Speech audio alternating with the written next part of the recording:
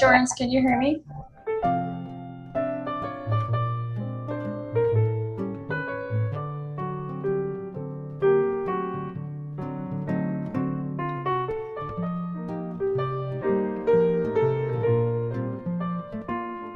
Thank you.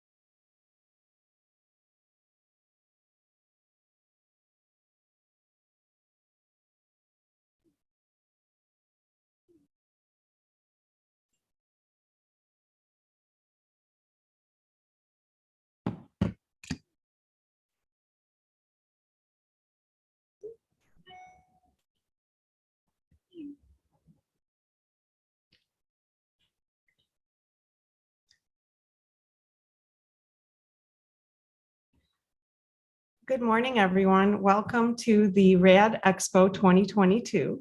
I am Olga Pasternak-Wise. I am one of the physicians at University of Chicago.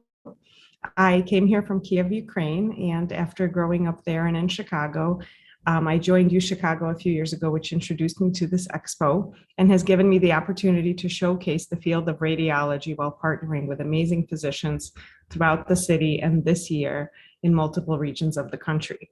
I want to introduce you to my partners in the planning and creating this entire expo for us this year. Dr. Joelle Wazin, she comes to us from Beirut, Lebanon.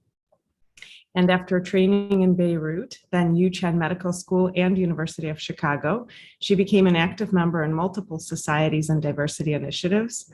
She's also an ex-powerlifter turned into a pandemic runner, has survived 2 half marathons, and will train for a full marathon after a successful expo symposium today. Dr. Anu Jawahar comes from Southern India, and she's currently a member at Northwestern University. She's actively developing our international pipeline, and this year has connected us to over 10 countries' radiology societies with the goals of making this virtual symposium even bigger in the coming years. In addition to taking care of her 2 kids and her fur baby, she is developing her guitar skills. And then we also have Dr. Jessie Ozaretic, who comes to us from England and is currently a pediatric neuroradiologist and fetal imager at Lurie Children's Hospital. When she's not working, web designing for the expo, or taking care of her family, she is an excellent cook, creating healthy, beautiful meals. Her baked goods and web design talents may be available for purchase after the expo. Now, truly, it is our honor. We wanted to create something unique and have a speaker that would channel some of the diversity initiatives we all stand for and try to promote. So in doing that, we thought about how when we graduate from medical school, before we all do, we take the oath of Maimonides. We promise to advocate for our patients, to do no harm, to heal the sick, and support people no matter their wealth, race, religion, or how they present to us. We promise to see the human being in the sufferer. But sometimes our own biases that are inherent to us from our upbringing biases us to those who seem different and whose experiences we may not share. And therefore, we may be unaware of their suffering. So this year, we are privileged to have Dr. Cam Hanamaikai join us from Arizona to share his story. Hopefully, it will help all of us broaden our awareness, appreciate our commonality as people, and sharpen our focus to see the humanity in others, despite appearances, especially on our most exhausting and tough days at work. So without further ado, it is with great pleasure I introduce Dr. Hanamaikai to do the keynote address. And hopefully everything with Zoom works and goes smoothly. Thank you.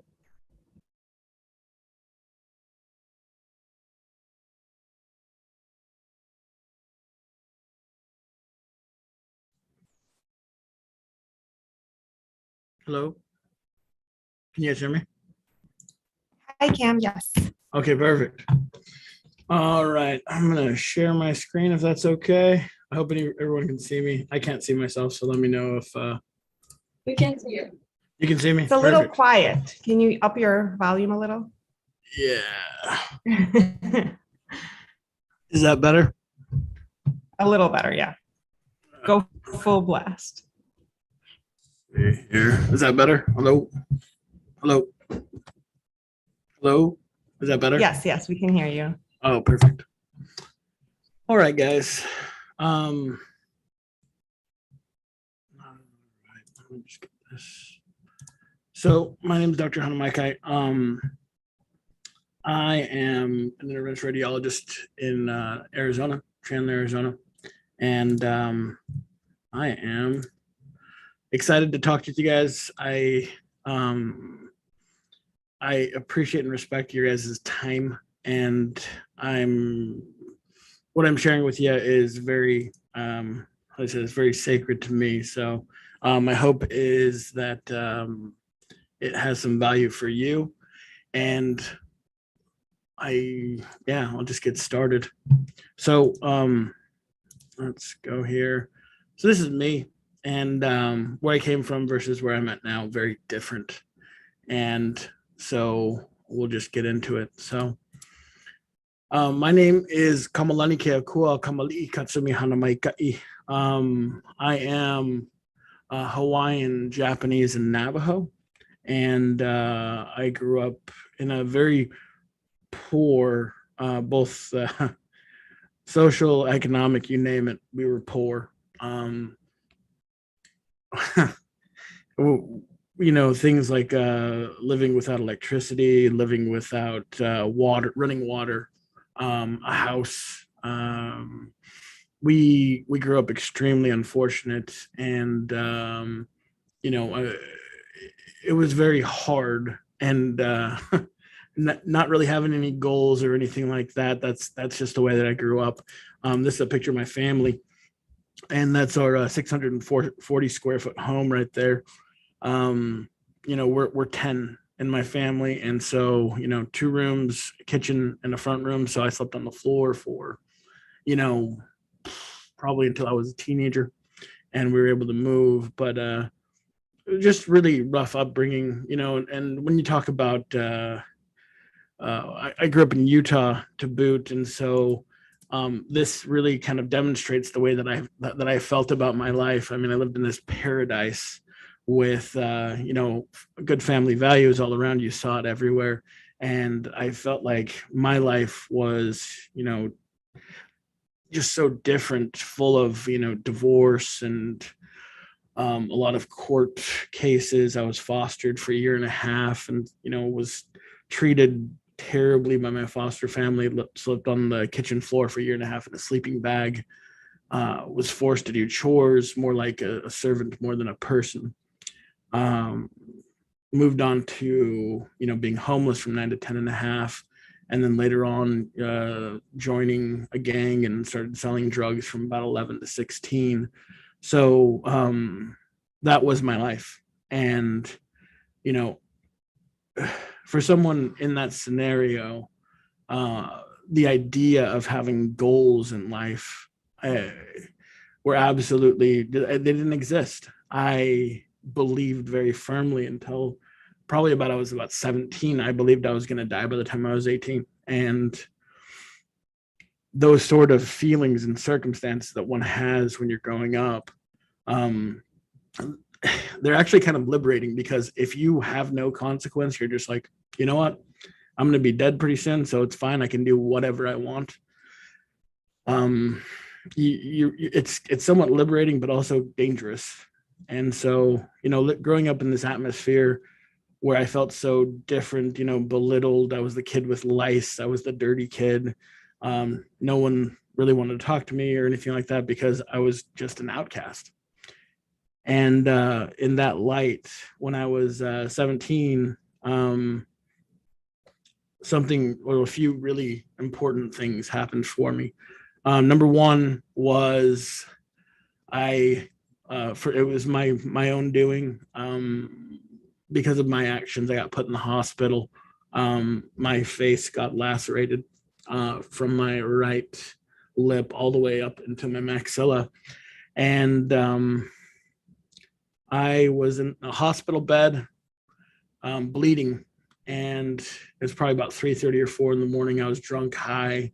And my sister, who was more like my mom than my own mother, was watching me get sewn back together by an oculoplastic surgeon, and just crying. And it was probably the first time I ever felt bad in my life. And after that, I was just like, you know what? Like, I don't want to live this life anymore of just sitting there, causing destruction and mayhem. I want to be something better. And so at that moment, I chose, I'm like, you know what? I'm done. I'm going to do whatever I need to basically move on. And so without sparing you the details, got out of the gang, stopped selling drugs, started going to school, and I had to deal with the consequence of my actions. And one of them was what I call my first lucky break. So I had up until that point been arrested about 14 times, and luckily they were all misdemeanors. And so, but I was going in for a case where potentially I was going to get a felony, and I was like, okay, well, that's going to just ruin the rest of my life. I can't have a future with a felony when I'm a teenager. I mean, that's ridiculous. And I remember the judge, he sat me down, and I'm sorry, I get really emotional about this because that judge gave me my life back. He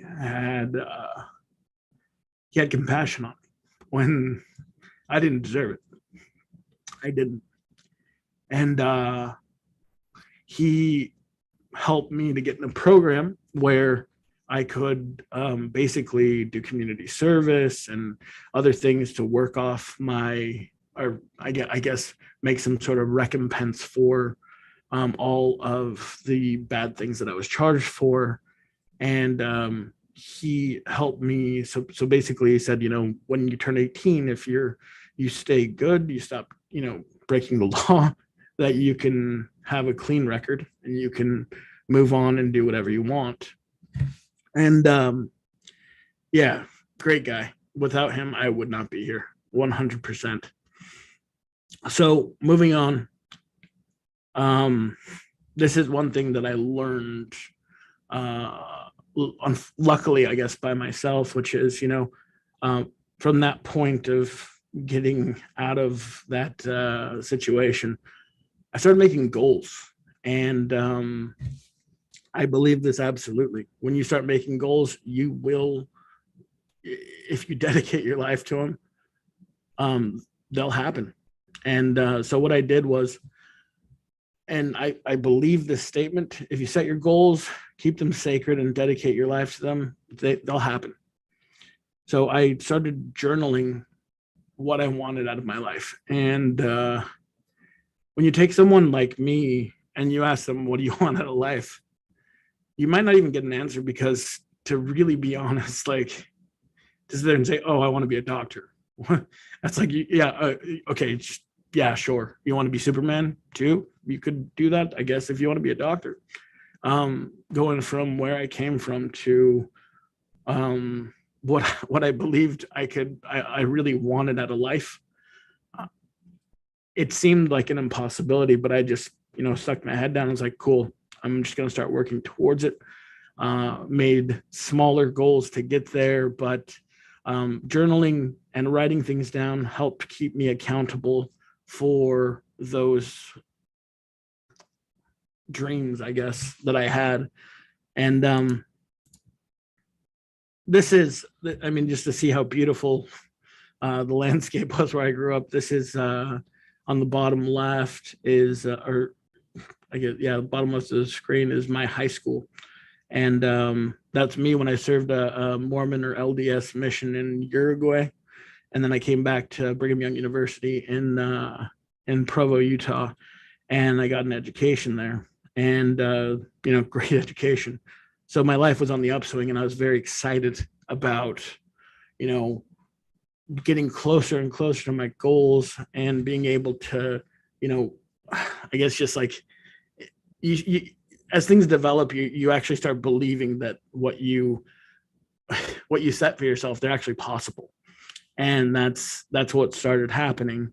And then unfortunately, my past caught up to me in a sense, in that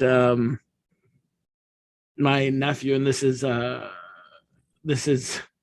terrible and an unfortunate story. So this happened in November of 2009. I got accepted to medical school, and towards the end of that month, my brother Kaleo called me up and said, hey, our nephew Kekoa, he got involved in a very big drug deal, and Keikoa is 16, by the way, and we have to get him out. And so I'm like, but I can't, because I'm going to go to medical school. It's kind of my whole life, and I can't. And my brother's just like, too bad. So my brother and I walk into actually a friend of mine's brother's tattoo parlor with a gun on my hip, and every 100% belief that I would do anything and everything possible to get my nephew out of this, including shattering my own dreams, just to get him out of this drug deal. And I was very fortunate. I, talked to my friend's older brother. I'm just like, listen, man, he gets none of the benefit, but he also gets none of any consequence. And my nephew, who's again 16, somehow was able to amass $25,000 by stealing and selling other people's things to put into that as an investment. And I told him, like, he's done. No benefit, no risk. And that was very lucky for my nephew, because he was able to, like a month later, the guy got busted and kept his word. Nephew stayed out of it, and it was great. But that was the last hurdle before medical school was, okay, I might be going to jail or prison just to keep my family safe. And I was willing to do it. So I am a DO. I went to A.T. Still University in Mesa, Arizona.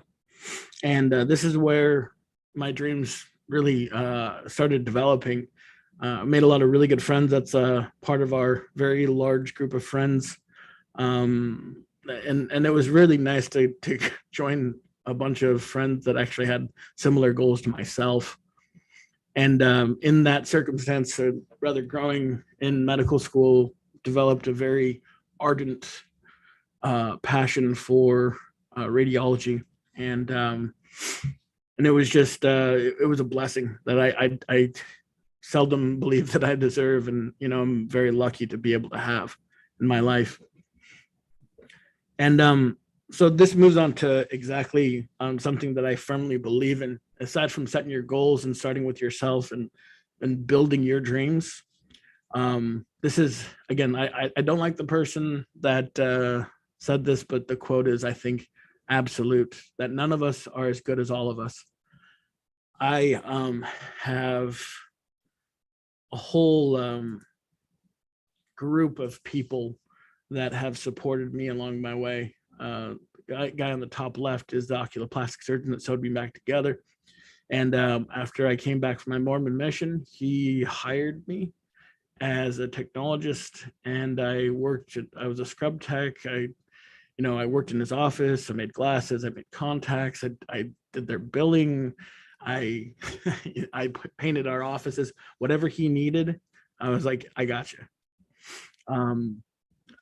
It's my family, my resident family, coaches, my uncle, my fellowship director, and everyone. I look at this and I say, I mean, people, it's easy to say, oh, amazing person came from, but no way I made it alone. No way.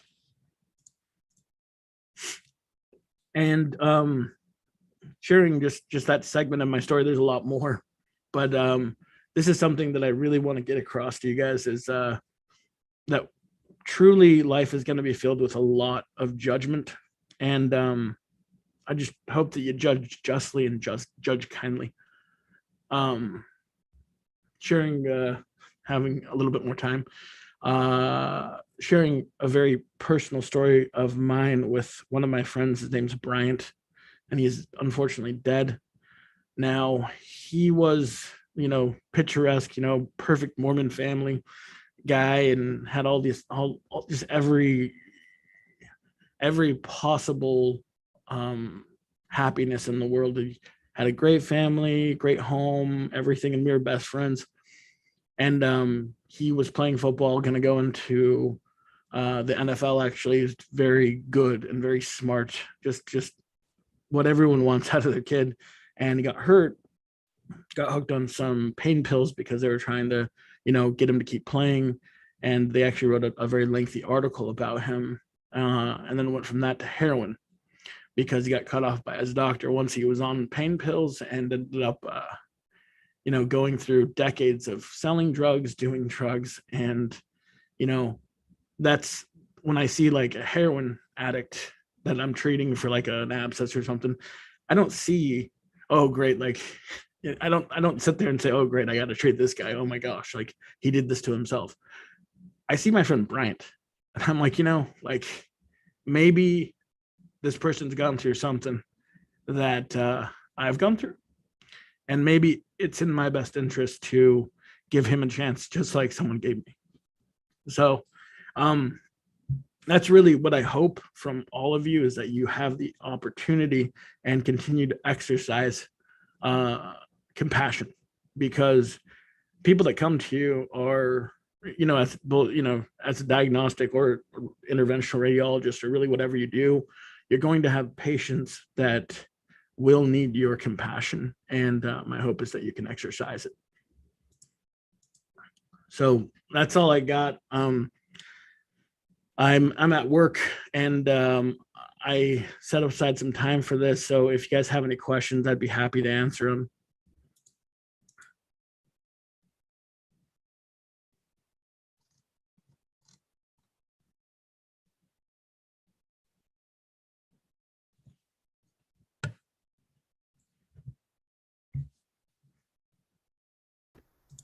Thank you, Cam, for sharing your experience. This was amazing. Like it was like very emotional for us as well.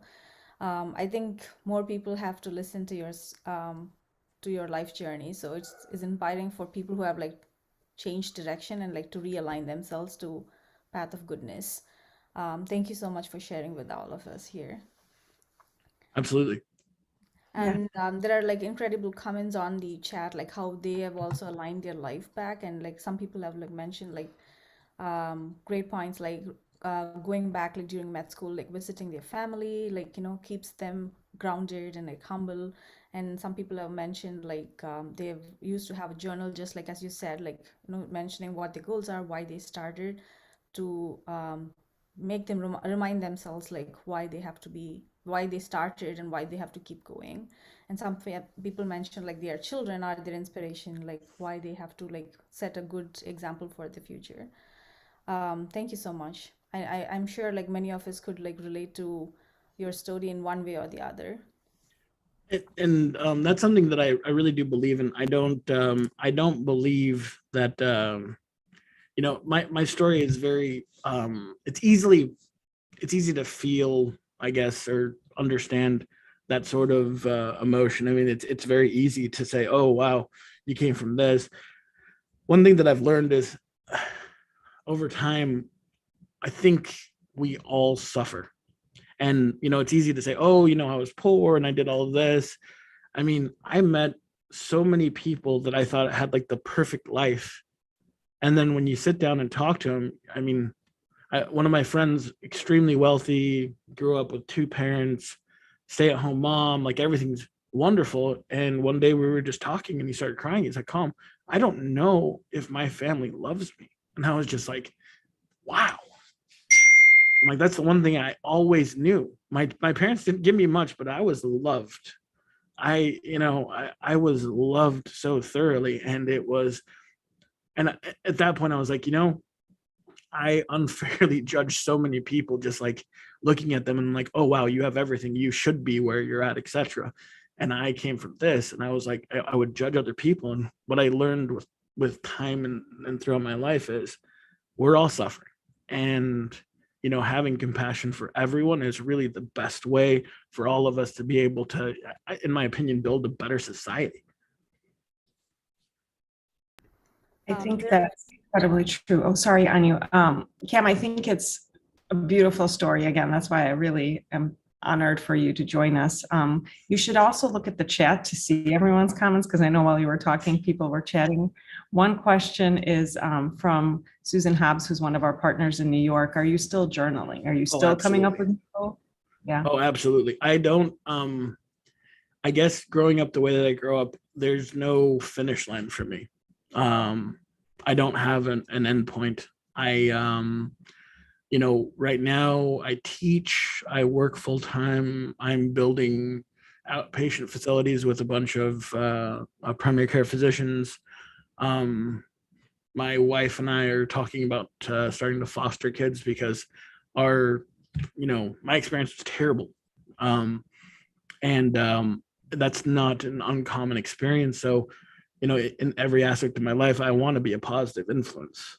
And so, that's kind of where we're going. And I don't like to sit still because in spite of everything, I'm like, I'm so, one thing that I firmly believe in, and maybe this is one of the blessings that I have, is I always believe in myself. And so, I don't ever give that up. And it's the one thing that I relied on growing up, was I can do this if I want to. I never questioned that. And it's been helpful. And for the most part, it's been fine. But even if, I fail, I mean, I've failed so many times, but I don't give up. And the only person that can make me give up is me. And I never give up. And I think that that's true of all of us. You can do whatever you want. You really can. And oftentimes we give ourselves the slack of saying, oh, it's just because of this. And, oh, it's because it's an X circumstance that I can't do this. And the answer is, you don't want to do it if you're giving up on it. Because if you want to do it, you can do it. And I mean, I say that because I'm a perfect example of that. I don't know, I just never quit. And the thing is if no one can make you quit, you'll make it. It doesn't matter what you want.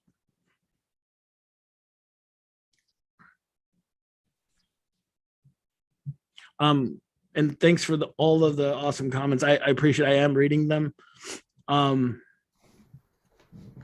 Questions. One of the question was, what were your first goals when you decided to go to med school? Oh, here we go. First goals for when I decided to go to med school. I decided that when I was 17, and my grade point average at that point was 1.07. So my first goal was to go to as much summer school as I could and rectify the academic tear that I put on myself. And I graduated high school with a 3.52, which wasn't great, but it was enough to get me an academic scholarship to college.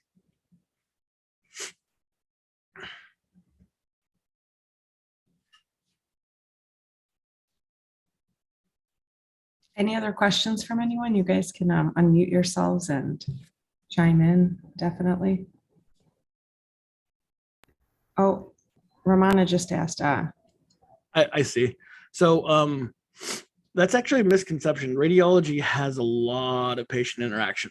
Something about radiology is that there is no specialty in radiology where you won't do procedures.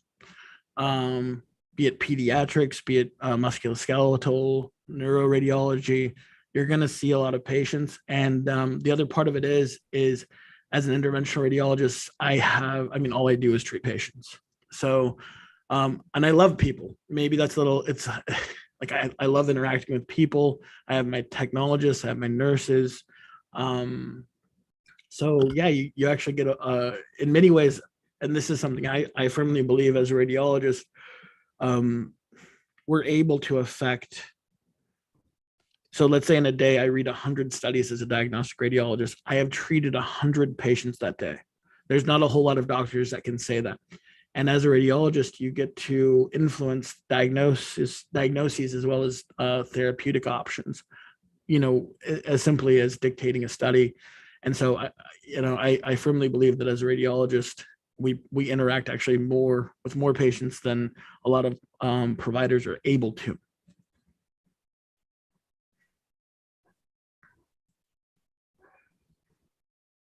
Wonderful.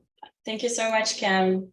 Absolutely. Thank you for this awe-inspiring talk. I'm pretty sure this reached everyone, and we'll be able to actually save this talk for later for whoever didn't make it on time, because it's very, very worth it. Your story emphasizes the importance of inclusion in medicine. This is one of our main missions at the Radiology Expo. We strive to give underrepresented groups an opportunity to thrive in their career, and we've come this far thanks to so many helping hands. That is why I would like to send a big shout out to our sponsors, and I'm going to share this right now.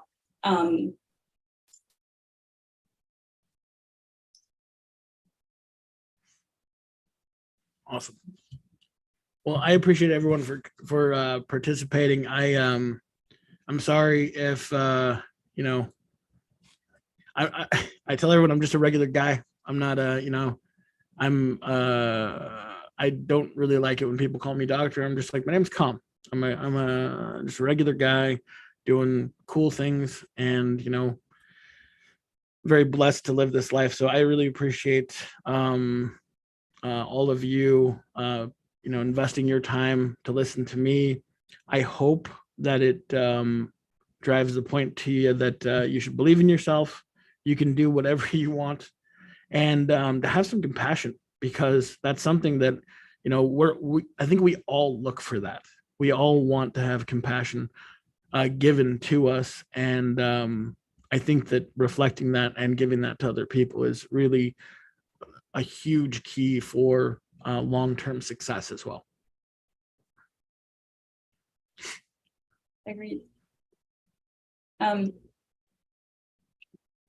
I will take it from here. I will start sharing my screen.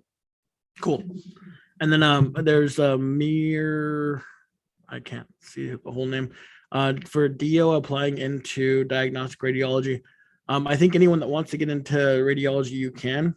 I am a DO in radiology. I'm an interventional radiologist, and, you know, I guess that's hard to get into now. Maybe I just like snuck in under the wire, but what I tell all you guys is so what I tell people, and not advertising anything, but Dartmouth puts out something called the AMSR Guide to Radiology. Read that whole thing. It's a lot of information that a lot of people smarter than me put together, that gives you the perspective of several program directors as far as questions to ask, not to ask, things to do. And it takes you from undergraduate all the way through residency. And so I read that luckily when I was, you know, when I was studying to see how to interview, because I'm like, okay, I'm just, you know, if I talk the way I talk, people are going to find out that I'm just some, you know, poor scrub from nowhere. And I wanted to be able to deliver that, you know, in an interview, like that. I wanted every success I possibly could. So I would ingest that, that paper. Wonderful. And I believe we will have also an additional session for medical students and college students to interact with multiple program directors for pearls and pitfalls about getting into residency in radiology. So hopefully that will complement what you just discussed with us, Cam. Yeah. All right, guys. Well, yeah, if there's any other questions, you guys can definitely, you know, if you email me, I'll get back to you. May not be immediately, but I promise I will. And yeah, I just appreciate your time. Thank you so much. Thank you. Oh, it's AMSR, AMSER. Okay. So again, thank you so much, Dr. Hannah Maikai, for your talk. Moving forward, I would like to send a big shout out to our sponsors who supported our cause and without whom we would not have been here. I would like to thank our silver sponsors, Rad Partners, South Hub Radiology, RSNA, Riverine, and the Society of Pediatric Radiology.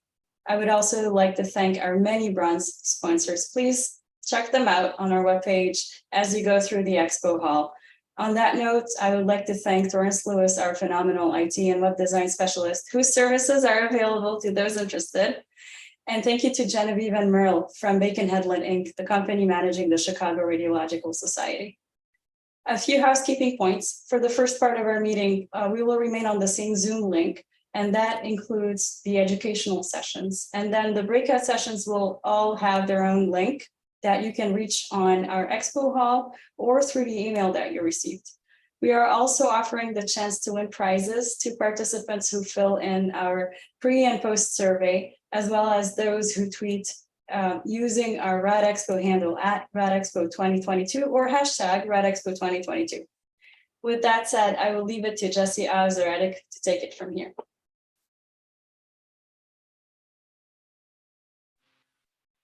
Good morning, everyone. Thank you for joining us on your Saturday morning.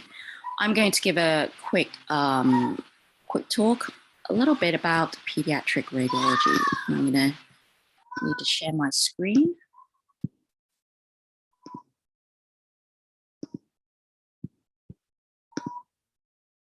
And it truly will be a quick talk.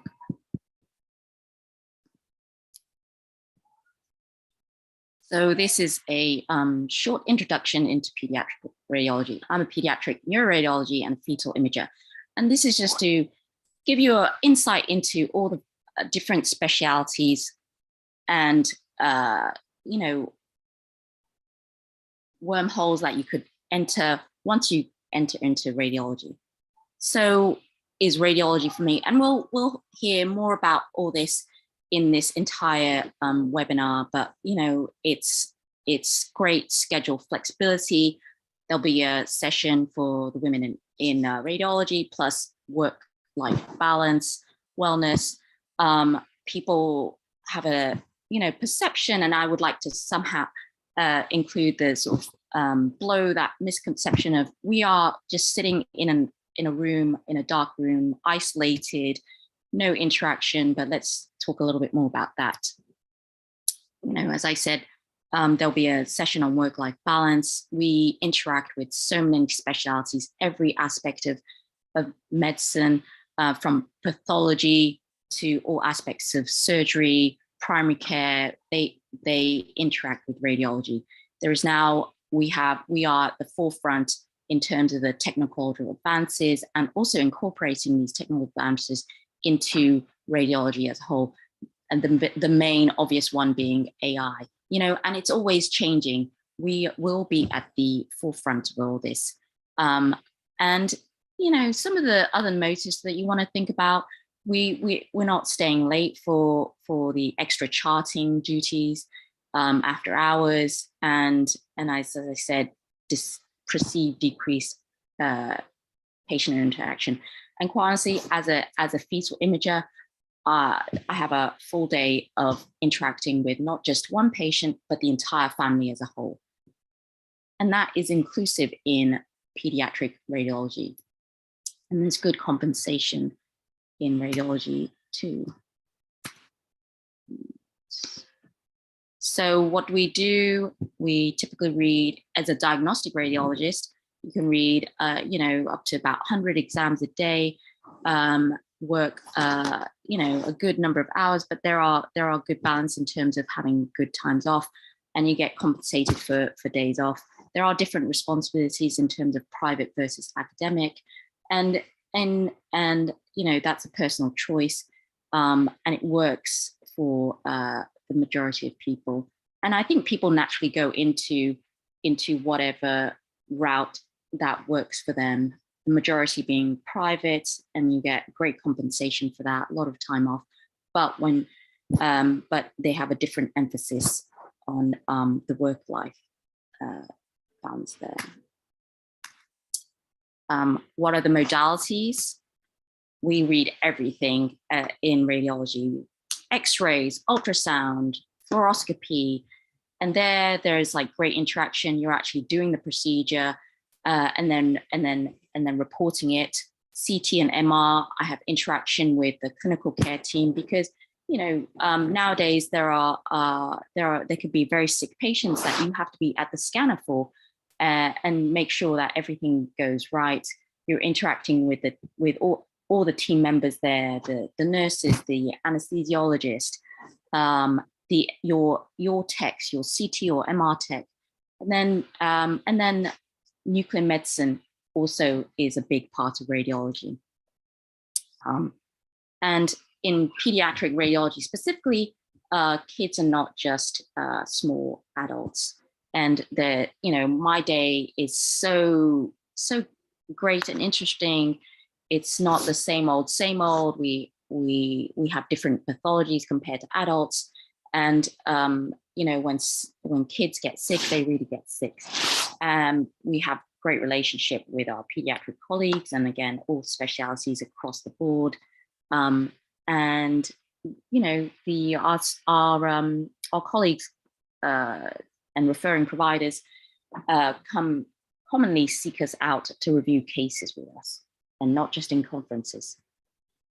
So this is just a quick review of like, one of the three key aspects of points of why choose pediatric radiology. Where, as a radiologist, you're integral part of the pediatric clinical care team, and that includes general radiologists, MSK radiologists, fetal imager, pediatric neuroradiology. We are highly valued, subspecialty. And then even in pediatric radiology, you can subspecialize, which I have done so. And it's the norm to interact with our family and with the kids. And ultrasound, pediatric ultrasound, it's another area of interaction. If your technologist is having difficulty, then you have to get in there and try and get the diagnosis. So here's just a few sort of photos of exactly what I've said.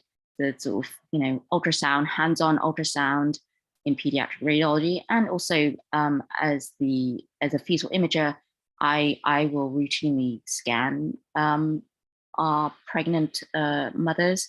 Then the fluoroscopy, you have interaction with that, and not just the mom or the dad, but also kids of varying ages, even teenagers. Some are scared to be at the hospital and at the sort of conventions. And then we have special days, Halloween days as one of them more recently. And just as a quick view of some of our procedures, fluoroscopy, upper GI, interception reduction, and now a little bit more at the forefront, contrast enhanced ultrasound also. And we get interesting diagnoses, kids swallowing various things. You turn and suddenly they've swallowed magnets, they've swallowed batteries, and which are kind of dangerous and really quite emergent. And as what I see are, brain, head, spine imaging of kids, babies, newborns, and then the further subspecialty, fetal imaging, brain and body. We are very comparable compared to all other specialties. Here's a specialty salaries that was published on Medscape. We are on the higher end of the spectrum and getting there, and we'll learn more about it. Med school, internship, diagnostic radiology residency, and then further subspecialization, fellowship, whether it's pediatric radiology, MSK, women's imaging, breast imaging, and then attending. These are sort of the various like qualifying steps. And there's going to be exams in all specialties, as well as continuing medical education, whatever you choose. So I can't, and then let's not forget, we cover every aspect of the body, cardiac radiology. And someone mentioned in the chat box, research. So research will be important when you're applying for academic programs. And most radiology residents do not do a lot of research in residency. But what I want to say this is, in terms of research and how you build up to the higher end research, it's a long road, and I've had to learn through, as a med school residents, all the various skills. You might not necessarily be in a large like grant research project as a radiology resident, but whatever aspect of research you are involved in, or you get involved in, whether it's a retrospective chart review, an educational poster, every aspect that is important, because you will learn the skills that you build on, and be used to get larger and larger research projects. So you know, it's just like anything. You have to learn all the skills behind it. And this is a little show on the future and now. You know, what radiologists as a whole we're involved in. 3D printing, that is good in terms of giving true visual, especially for our clinical colleagues in, again, every aspect of radiology: cardiac radiology, neuroradiology, craniofacial for the plastic surgeons, artificial intelligence that's coming down the pipeline. And even now, it's being used in you know, part of it's being used in breast imaging, such as CAD. And this is not going to take the human factor away. It's going to improve and help us as radiologists. All the different image post-processing techniques. There are advanced imaging techniques, especially in things like neuroradiology. And I'm talking things like, I don't know if any of you have heard of diffusion tensor imaging, functional MRI, non-contrast perfusion imaging. That all needs high-end post-processing. And we need technologists also to create these beautiful 3D rendered images here that you can see on the far right. And informatics is also a big thing that's coming in down the pipeline for radiology. Pediatric radiology and radiologists, we are all valued members of the overall care team. Everyone's appreciative of us, every aspect of the hospital and the private system. We radiology touch every specialty and every area of medicine. And because we read all the modalities that is involved in all body systems, whether it's the adult or the pediatric sector. And, you know, and once I think, you know, one thing I love about being a pediatric radiologist, it's very fulfilling. The kids, we do it for the kids. Our kids and they get better, and we want to make a difference for our future generation. So if there's any question for me, here's a quick display of my email.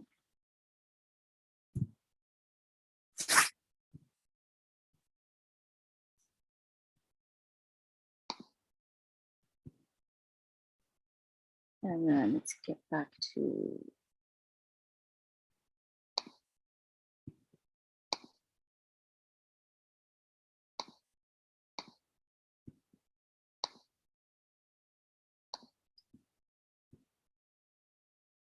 my colleagues.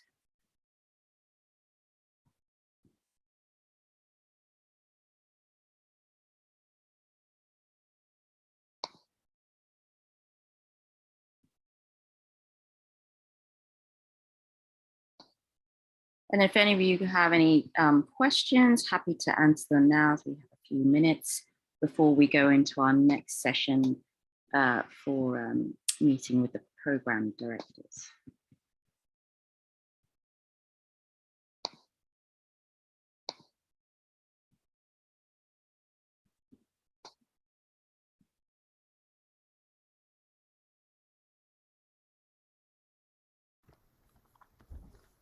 Thank you, Jessie, for sharing what a life as a pediatric radiologist is. And thanks to Society of Pediatric Radiology for funding this session. Anybody who has questions, like if people are like debating between like, should I become a pediatrician or a radiologist, like this is a good middle ground where you can still see the kids and also be a pediatric radiologist, which is amazing, which you still get to see the kids and also treat them through radiology. Like you have interventional pediatric radiology as well, as much more subspecialization if you wanted to. Absolutely. And as there's no question, I wanted to give this as a general overview of pediatric radiology, but in pediatric radiology, there are like subspecialization and even sub-specialization. So I didn't want to overwhelm people. So, I've subspecialized. So I came from like radiology, so diagnostic radiology, did a little bit adult work for a very short time, then did further subspecialization, so fellowship in pediatric radiology. And then I further subspecialized with more fellowships with, pediatric neuroradiology. And I've done a bit of MSK, pediatric radiology. So I've started off as a pediatric body imager combined with pediatric radiology. So that gives you a very good like variety. So I get good variety of the day. And then after a few years in, I found my more love and passion. I love pediatric radiology. And then from that, actually, I've discovered my other passion, which is fetal imaging. So opportunity came along as an attending, and I did some sort of, further subspecialization training on the job. And so I did, so now I'm a fetal imager and a pediatric neuroradiologist. Every day is different. Every day there are different interaction, different pathologies, and different modalities that I deal with. So every day I don't get stuck in a rut. And there's also crossover because I have experience from the pediatric radiology fellowship. I am very comfortable reading a body issue with a fetal case. We have 2 minutes left, but we have 3 questions, Jessie. Yeah. So one question is from Hari. Is there any aspect of continuity of care for patients as a pediatric radiologist? And then another question is, you talk about pediatric patients and how fulfilling is that? There is largely an ability to get better. However, for pediatric patients that you read a terminal diagnosis, do you ever deliver the bad news to the families, or is that something the referring physician does? And one last question is, I think you touched on this, but what are the typical and variety of cases you see from Andrea? Okay, so continuing care. So as a pediatric radiologist, yeah, I'm involved in, so once you start the diagnosis, they come in, they're in ED, and then we know, if it's a cancer or something like that, then they need further imaging. They need full imaging. And we know the hemonc team will be coming to us to get for the patient to get full assessment for if there's any further spread. Then the cases will get discussed in conference to discuss, the prognosis and what are the possible differential. And unfortunately, we will see them, time and again. But if they get better, also we screen these kids if they have a certain diagnosis, such as, for example, Beckwith-Wiedemann syndrome. These kids need regular screening annually, and even things, entities such as tuberous sclerosis, they need screening on a sort of 6-month annual basis, or even more benign entities such as a pineal gland lesion that is more larger than it's not, and it's asymptomatic. These need to be looked after. So depending on where they come from, like if they're being referred from a primary care doc, then I'll mention that they need referral to X, and it's recommended that we screen them 6 months initially, then every year, to make sure that there's stability. So and also I've had cases where it's unknown because it's such a mild form of a disease that families are not aware. And so we, as the pediatric radiologists, we make the initial diagnosis, and then they get the genetic workup, things like that. So we are a core as a radiology specialty. I think we are a core and integral part. What else? Yeah. And Dr. Susan Hobbs shared her experience and she mentioned the interaction with the specialist in helping teams decide on next steps is always rewarding in helping the children and the family. Thank you, Dr. Hobbs. And then just one thing I want to mention in relation to Heather's question, do you ever deliver bad news to the families or something, a referring doctor?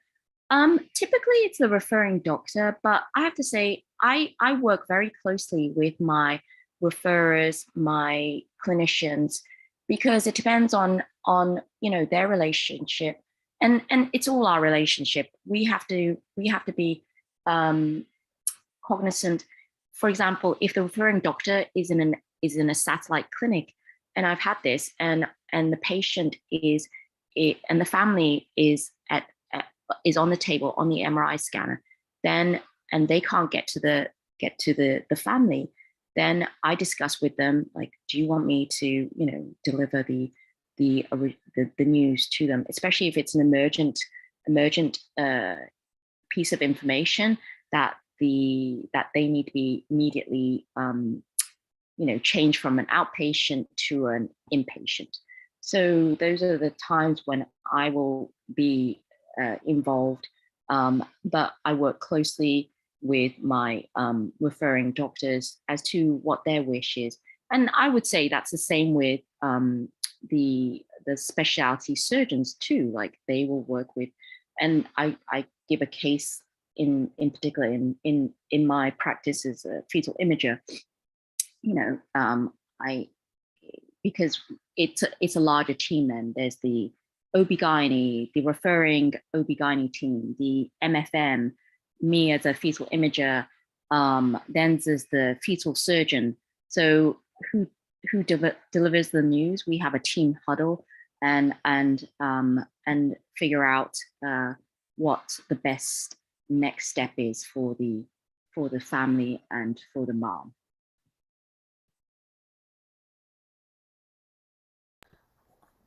Thank you, Jessie. If there are any more questions, you guys, participants can email us at chicagoradiologyexpo@gmail.com and we will respond to you. We are up for the next session, meet with the program director. You can stay on the same link, or you can click on the join session tab on the homepage of the website as well.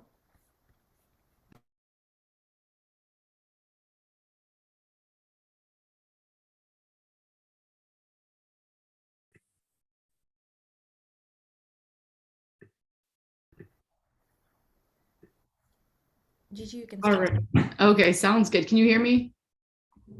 Yes. All right, wonderful. So welcome everybody to the Meet the Program Director session. My name is Gigi DeGrazia. I'm an R4 at Loyola University Medical Center in Chicago. I'll be your moderator for this session. I'm joined by three fantastic radiology residency leaders, and I know that personally because I've rotated with a few of them and interviewed with these people way back when I was either a medical student or on my rotation at Lurie's. But before I give them a chance to introduce themselves, let me just lay the ground rules for this session so we can get some questions generating in the chat. So this is going to be a fun interactive session, and it's totally designed for the audience members out there. It's a great opportunity to ask, your burning questions that you have no one else around you that will answer them. I know for myself personally, I have no radiologist in my inner circle until I, started residency. So I didn't know who to ask these questions to. I didn't know what program directors were looking for. So this is really for you guys. And what I'll ask you to do is type your questions in the chat. I'll do my best to sort of keep up with the questions. I apologize if I accidentally skip one. Feel free to copy your question again and we'll get to it. And so again, I will sort of direct the questions as best as I can. If your question is for a particular program director, try to just say that in the chat so I know who to offer that question to. And so now, while you guys are thinking of your questions and typing them in the chat, I will turn to our program directors and ask if they can just introduce themselves a little bit, state your name, state what program you're affiliated with, and then just some fun questions, why you like being a program director or your favorite thing to do outside of work. So I guess I'll start with Dr. Lindsay Griffin, who is from Northwestern. She's an associate program director. Hello, I'm Lindsay. Thanks for having me here today. Can you hear me okay? Yes. Okay, cool. I am at Lurie Children's / Northwestern. That's what's behind me. You can see. Covering up my very messy guest bedroom. That's also the office.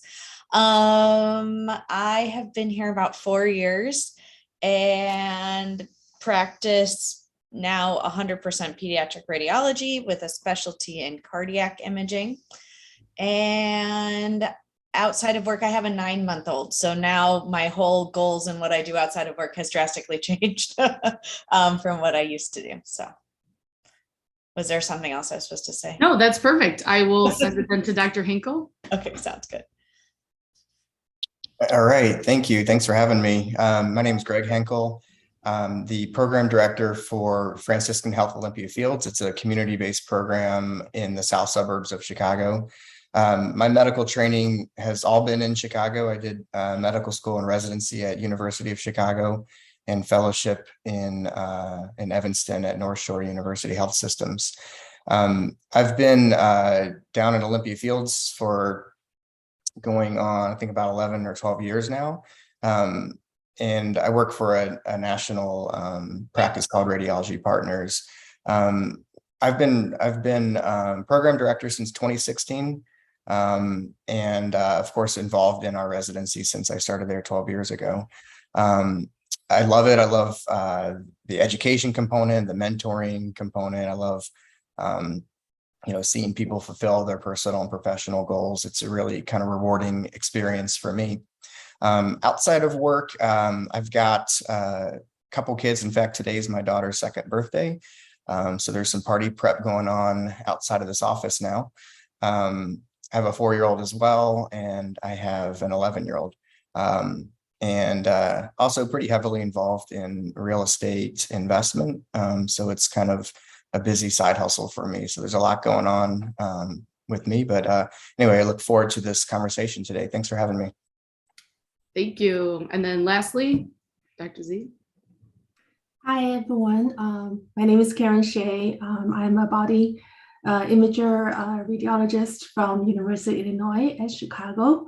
I went to medical school at Midwestern University, so I'm a DO, and I finished my residency training at University of Illinois at Chicago, and also did my fellowship there and stayed on, I believe, since 2008 as a attending there. So I'm currently the diagnostic radiology residency program director. I've enjoyed all my journey and my career, especially at Chicago at University of Illinois. Outside work, I think I can think of as I always listening to audiobooks. It's my biggest hobby. I listen to anything, and I used to commute a lot when I'm doing my medical school, my residency, and so on. I always live in the suburb, so it's been a great part of my life, and I'm happy to be here. Alrighty, thank you. So while you guys were doing those interviews, we have quite a few questions here. So I'll start with Dr. Griffin. The first question says, what do I do if I still haven't received interview invites? First, don't panic. It's okay.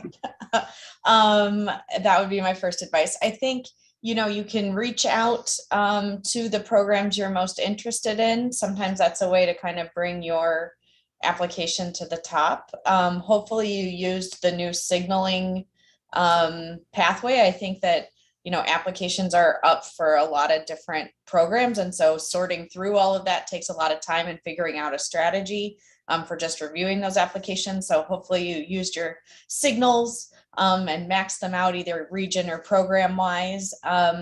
It's important to remember that some programs don't start interviewing even until December, or that they interview their med students from their own school first. And so that kind of can push things later also.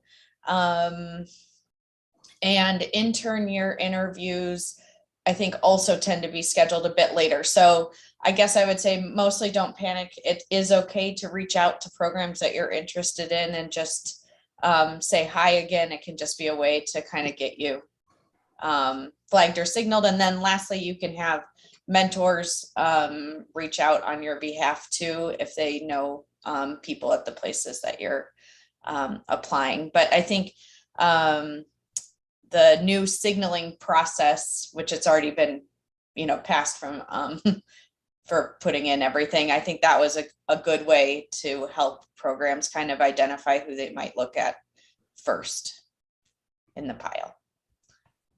Alrighty, next question, we'll go to Dr. Hinkle. If I'm interested, or if I'm from the Southwest United States and interested in interviewing at programs on the East Coast, how can I show interest? Well, the geographic preference that's new to us as well, I think is going to kind of change the way we process applications. I do think that when applicants have the ability to indicate their geographic preference, if it does not include, if their geographic preference, and they get up to 3, does not include our particular geography, then there's, at least in our program, there's essentially no chance they're going to get an interview, because interview slots for programs are precious commodities. And we have to really dole them out very carefully. So to answer the question more directly, if you're interested in an area where you're not from, hopefully that's evident in your application. Hopefully you have a hometown listed that's in that area, or hopefully you've gone to school there, or have some sort of connections that indicate that. Obviously, using your geographic preference to indicate that, and people can put in words so they can explain why that geographic preference is important, and that's a really important thing to do. And then, like Dr. Griffin said, just send a message to the program and indicate that via email, what your particular interest is, in particular, if it's not evident on your application. We have, the number of applications per program have gone up really a lot. In the last 5 years, it's only about a 10% increase in applicants for radiology, but there's about a 40% increase in applicants per program. And so it's really difficult for us to process them. Any sort of indications from the applicants that might lead us to believe that there's a relatively good chance of them wanting to come to our program and matching with us, should we also like that applicant, is really important to convey to us. Alrighty, this next one's for Dr. Shea, and it says, outside of academic qualifications, how do you assess fit for your program? What in the application do you look for? Thank you. And so we do the very important factor that we assess during interview is how the candidate would fit to be part of the program, that someone quote unquote be trainable and will be a great team member. So I think with these qualifications, probably part of the academic professional qualities, such as communication skills, professionalism, and but personal interactions. I think it's very important how you present yourself, how you give your first impression during the interview, because we are at the limitations of very short amount of time that we want to get to know the applicants, although there are a lot of information on the application, but what makes it highlight and bring out who you are, the unique aspect of the applicant. I think most valuable time is during the interview, given it's virtual, but also give us a great window of opportunity to assess and get a personal feeling of our candidates. Thank you. This next one will be for Dr. Griffin. I'm going to give you two because it sort of overlaps with the last one. But first, how many research projects do programs look for? And then in your perspective, what qualities do you look for in applicants? Sure. Okay. So for research, I would say there's not like a number. It's about sort of the breadth and the depth of the research that you do. So even if you have one project, I think if you have meaningful things coming out of it, like a manuscript or something more than just a bunch of case reports or presentations at local meetings, those are kind of things that we look for that really show sort of a commitment to the project and going sort of all the way with it, rather than just a bunch of things where you wrote up cases. Now, that being said, depending on what school you go to, you might not have access to like radiologists or radiology researchers. So I think in that case, it's, even if your project is outside of radiology, most things can tie back to radiology. So at some point you can kind of loop it back in, but in that, I think you just definitely want to have output from it. So an abstract at a national or international meeting, or a manuscript. And I think the mentorship is really, that piece is really important. So if you do substantial research with somebody, having them be one of your letter writers is something that can also kind of tie that all back together, and learning that academic pursuit. And then the other one was qualities and applicants, right? Okay. So essentially the way we look at it is once we offer you an interview, we really just want to get to know you. So we really look for genuine, mature people during their interview, so that you can talk well about your experiences, whatever they are, and whatever makes you unique and what you enjoy and what you're passionate about. We basically want to know if you're someone that we want to be in like a small dark room with for hours and hours. But I think, we look for people who are focused and engaged and curious. And we try to get at those kind of qualities while we're asking you questions about what you've done during medical school or done in your life. I think unlike maybe some other specialty radiology interviews, I think in general tend to be a little more relaxed, a little more personal, a little more, we just want to get a sense of who you are. You've interviewed more recently than I have. Maybe you could speak to how that goes. But then on the application itself, I think probably there are more questions going down about like how we stack up at people now that step one is going past fail and stuff like that. And I think it can be harder to set yourself apart, but in general, I think most programs who saw the writing on the wall were moving away from just having cutoffs or anybody who got a 260 was automatically interviewed or something like that. I think we really look for a commitment to some sort of project that you're passionate about and leadership in that role. We look for people who, are leaders who can be dedicated to whatever their interest is and advance it. And I think that's all I'll say on that for now. Thank you for that. There does seem to be a lot of questions about the step one score. So I'm going to pass this to Dr. Hinkle and sort of lump them together. But the first one is, how will expectations for applicants change in the future as step one becomes pass fail?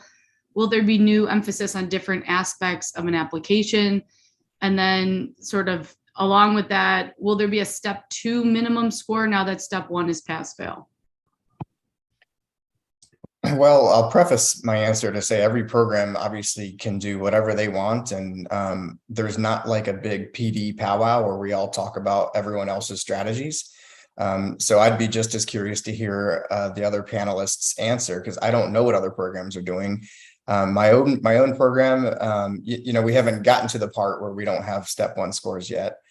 We still have them for the vast majority of our applicants. So I guess it's like one of those, I'll cross the bridge when I get to it scenarios. But I would imagine that we're going to be forced to take a more holistic approach. We do have some candidates from medical schools that have 0 grades, and I don't mean even I mean, like literally 0 grades, no honors, no nothing. And then on top of that, if they don't have step 1 scores, it's going to be a struggle to determine their sort of academic fit. But I think that, with the holistic approach, it's, programs are going to value different things. I'm in a community hospital. We don't have a lot of research going on. We all do a lot of quality projects. We do case reports. We're not doing a ton of, hardcore radiology research. Now our residents, rotate up with Dr. Griffin and other places where they could get involved in research. And then within my national practice, we do a lot of national level, more quality sort of things.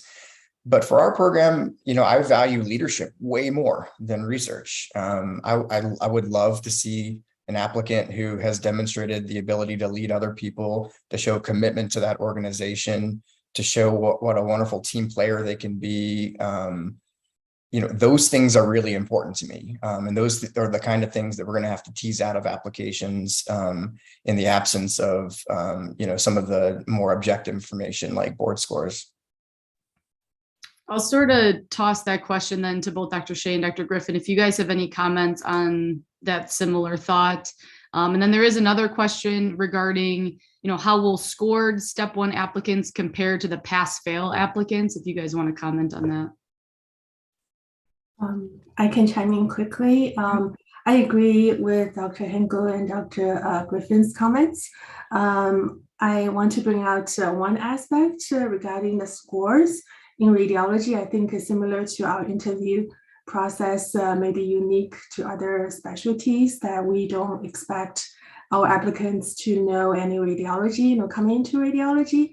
So that it's, all the training process that we will be able to learn. That's all what we need.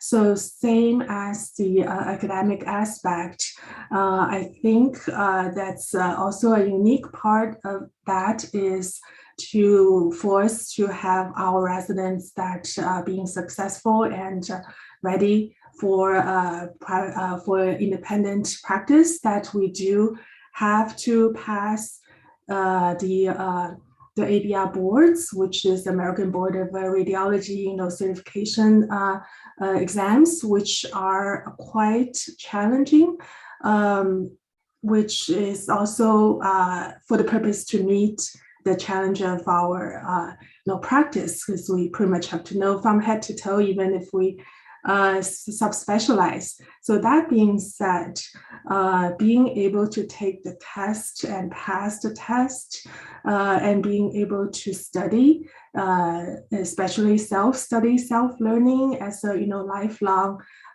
process, I think that's also an important part. It's not all that makes you a good radiology or get into radiology, but it's also a unique part that I believe, and some of my colleagues believe, should not be left out. So I do think there is a role for, standardized test.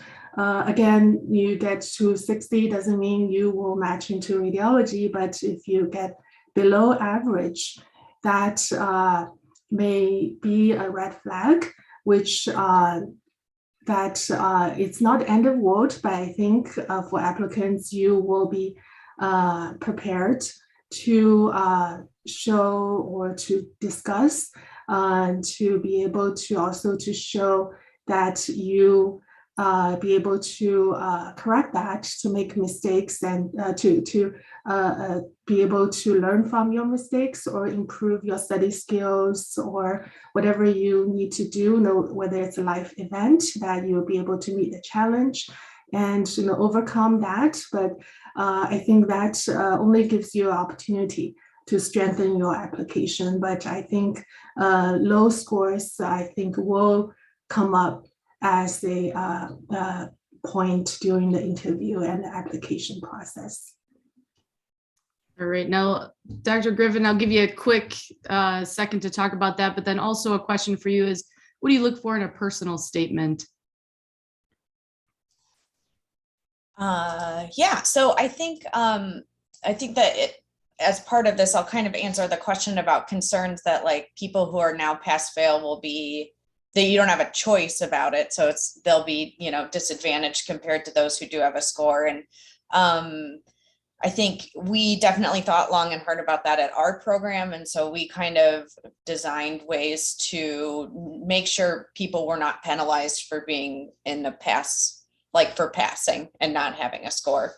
So I think that there has been discussion about sort of how you do it, and people are thinking about it. And so we rely a lot more on sort of comments from your rotation. Do they talk to your maturity, your ability to be a team player, to being, motivated to look up information on your patients, writing good notes. I mean, radiologists, we are our reports. So I think things like that. So really looking at those comments, it takes more time. It's easier if you could just rely on a score, but or grades. But I think really sifting through that and getting at on your rotations, are you seen as a team player, as someone who's efficient, as somebody who's looking up information on your patients, and getting that done and really taking that initiative to be a self-learner. Because as Dr. G said, it is a lifelong learning process in radiology, and you have to be motivated to go out and do it yourself. And so that's really what we're looking at. And we talk a lot about distance traveled and sort of that maturity piece, the leadership piece, the commitment to like longitudinal commitment to a different mission or project or organization. And then I think the personal statement is a time for you to sort of give us all the things that might not be in your application. So I think one of the things that I see a lot of people spend probably too many words on is like the patient that inspired them to be a radiologist. And all of us have stories like that, but that takes up a lot of time telling us about a patient. And we all have those stories rather than about you. And so I think it's good to have some of that in there so you can show us the connection, but really limit that part so that we really hear about you and about what we don't get out of your list of activities or the research that you have, and sort of tell us about kind of what makes you tick, or what wins you've had that you're really proud of. I think that also, if that's an area where you can show specific interest in a program, if you're very interested, or a region of the country, that's a good time to do that also. If your application isn't that heavy in radiology because you found us late, because your med school doesn't have a rotation in it, then it is a good time to kind of express why radiology maybe, because we might not be able to pick that up elsewhere. All right, great. I wanted to also chime in. I really listened to this lecture, and it's really interesting to hear because I'm hoping to learn. I'm APD at UChicago. I'm not PD. Our PD could not join this session, and I second everything that Dr. Griffin said.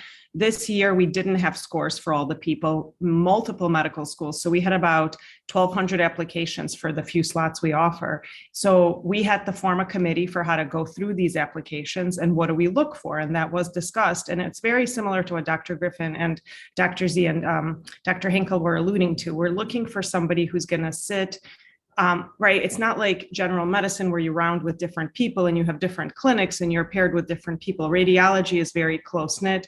It's a family. And I think hopefully you're feeling that because we're all radiologists in the city and we know each other. I mean, we're all somehow connected, somehow friends. We're very close as a field. And so what we look for, because we don't have scores and a lot of things are pass fail, is we are looking at the personal statements heavily. We're looking at those letters of recommendations, even though most of them are laudatory because they're positive, right? You wouldn't ask somebody who doesn't like you.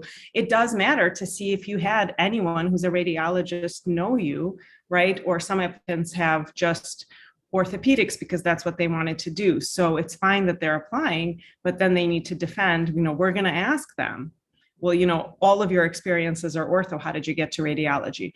But this holistic approach, it's not just a term, it's not just a buzzword. The whole increasing the pipeline and diversity and inclusion and using a holistic approach to interview is something that's actively being employed now. So I just want everybody who's listening to understand, we're looking at your personal statements. We want to know if you've overcome adversity. Are you going to be a team player? are you a person who can hold a conversation and communicate, because you're going to be seeing patients, you're going to be dealing with all the myriad of clinicians that rely on us. And you can, even via Zoom, gauge that and gauge the feel of a person, just like all of you students can gauge the feel of a program. So I am really grateful to hear all this. And I know we're losing scores and we're losing grades and we're losing rank. And a lot of medical schools, especially the top ones, refuse to rank. They have a little statement saying, if the students went to our school, they're fabulous. So they just take it at that. So we are really looking at who you are as a person, those signaling things, and what you say in your personal statement and what people say about you in the letters. So you're not at a disadvantage. And I have no idea what step 2 scores even mean anymore, because it doesn't seem like they're meaningful anymore. So sorry to interrupt your session. I'm absolutely listening to everything and taking notes myself, and thank you. Thank you for that insight. We only have about 13 minutes left, so I'll sort of ask you guys to maybe keep it a little bit brief, because I see we have a lot of comments, but I'll offer this next one to Dr. Hinkle. It says, do you have any advice for DO students concerned, especially those concerned about not being considered without USMLE scores? Well, my advice is to take USMLE. I honestly don't understand why people aren't taking USMLE coming from osteopathic schools. It seems like it would greatly limit your potential to match. There are programs like mine who were, traditionally an osteopathic residency back in the day, were ACGME accredited just like everyone else now, but we maybe understand the COMLEX better. We have sort of a decent grasp on what those numbers mean. But I think you're really limiting yourself to programs like mine. But having said that, it's not like, we don't want to just take people who haven't taken USMLE. I mean, we're going to look at everybody, and we would prefer USMLE as well. So I guess what's my advice? Well, if you can turn back time, take USMLE. If you can't, there's not much else you can do. I mean, your application is set, and hopefully you can just reach out to programs and express interest. In particular, some of the programs like mine, who years ago had an osteopathic bend to them, and maybe you can find success that way. And I'm also going to give you one more question, because I think it directly applies to you. It says, for those who are affiliated with a community program, what are some benefits you've noticed of community programs over academic programs? Well, I trained in an academic program and I lead a community program, so I've seen certainly both sides. A community program, some of the benefits are we tend to be smaller, and so we have a kind of a tighter culture, a close-knit group, very a lot of teamwork, a lot of people just really kind of feeling like part of a family. The other major benefit we have is we don't have fellows. Back when I was a resident with fellows, I always thought that was a weird thing to brag about. But now that I see our program, it is true that our residents do every procedure. We do a lot of, all the same procedures that every other program or every other hospital does. But without fellows, the residents are doing just about every single one of them. And so we have first-year residents with more procedure experience than I had leaving residency, graduating residency. And so that's a huge advantage, and it makes our residents, once they graduate, really marketable. They hit the ground running, they're polished. And in fact, one of my residents, went to Duke for fellowship, and I heard feedback from their attendings that what they loved about him is he showed up as a polished radiologist on day one. And that's kind of what we pride ourselves for. We kind of, no matter what fellowship you do, you're going to be a polished radiologist from the start. Alrighty, next question to Dr. Shea. How important is doing a sub-I or away rotation at your program for getting offered an interview? I think it's really helpful for the students to do a away rotation to, if there's a specific program or specific geographic region that they are particularly interested to put themselves out there to not only show to the program that they are interested and make them known to the program, but also check out the institution, the area, if that's where they really want to go. For our program, we don't require to have a sub-I, to have a way rotation or sub-I in radiology in our program to get invitation for interview. And so we understand it's not probably not feasible for everyone to have the opportunity.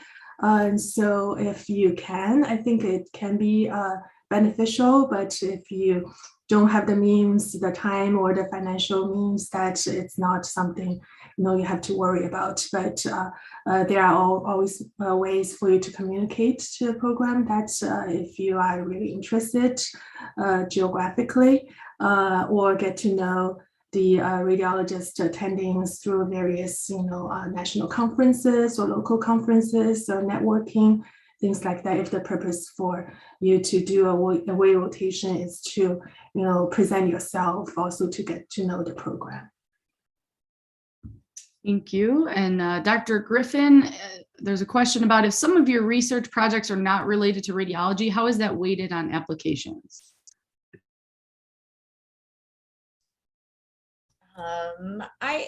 As I said, I don't think, I think it's more what you do in your research, and it varies, I'm sure, by program for what they are looking for. But as I said, radiology is something that a lot of us consider people to find later. And so it would make sense if your first or second year, project you started was in general medicine or was in working with somebody who you would have seen in your first 2 years, or even in your third year. So I think it again varies by program, I'm sure, but it's more what you did in your research and how much you did versus it being radiology, I think, at least for how we tend to approach it. Does it help? Sure. But not in a heavy way, I wouldn't say.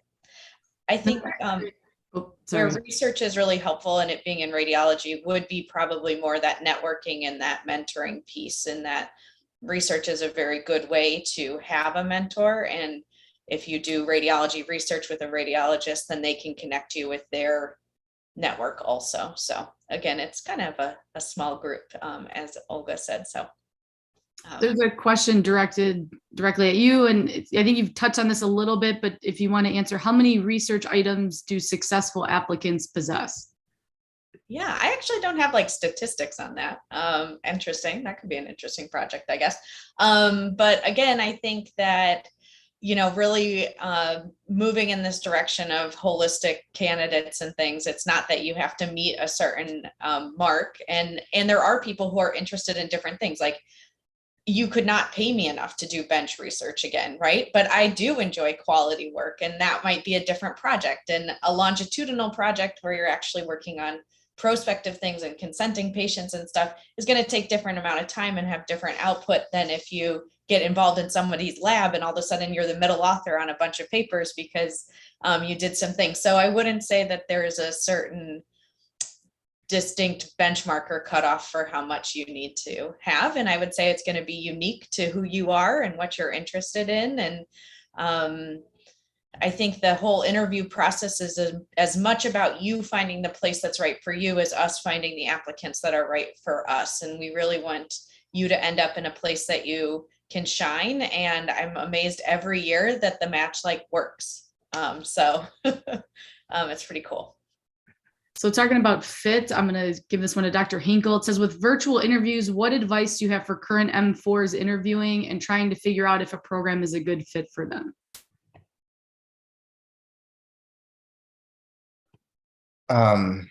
Advice to find out if a program's a good fit. Research as much as you can. A lot of programs do kind of virtual open house type things. We did one where it's recorded, and so it's on our website. So kind of peruse whatever information is available, and then also just word of mouth from other people. Back when I was a resident, there wasn't nearly the networking opportunities that people have now. I mean, via Twitter and via other platforms on Facebook and such. There's lots of ways to connect to people. And I know a lot of our residents have medical students who have connected with them and almost kind of, mentoring relationship just based on online relationships. So doing those sorts of things to kind of get a feel for a program, it can be helpful.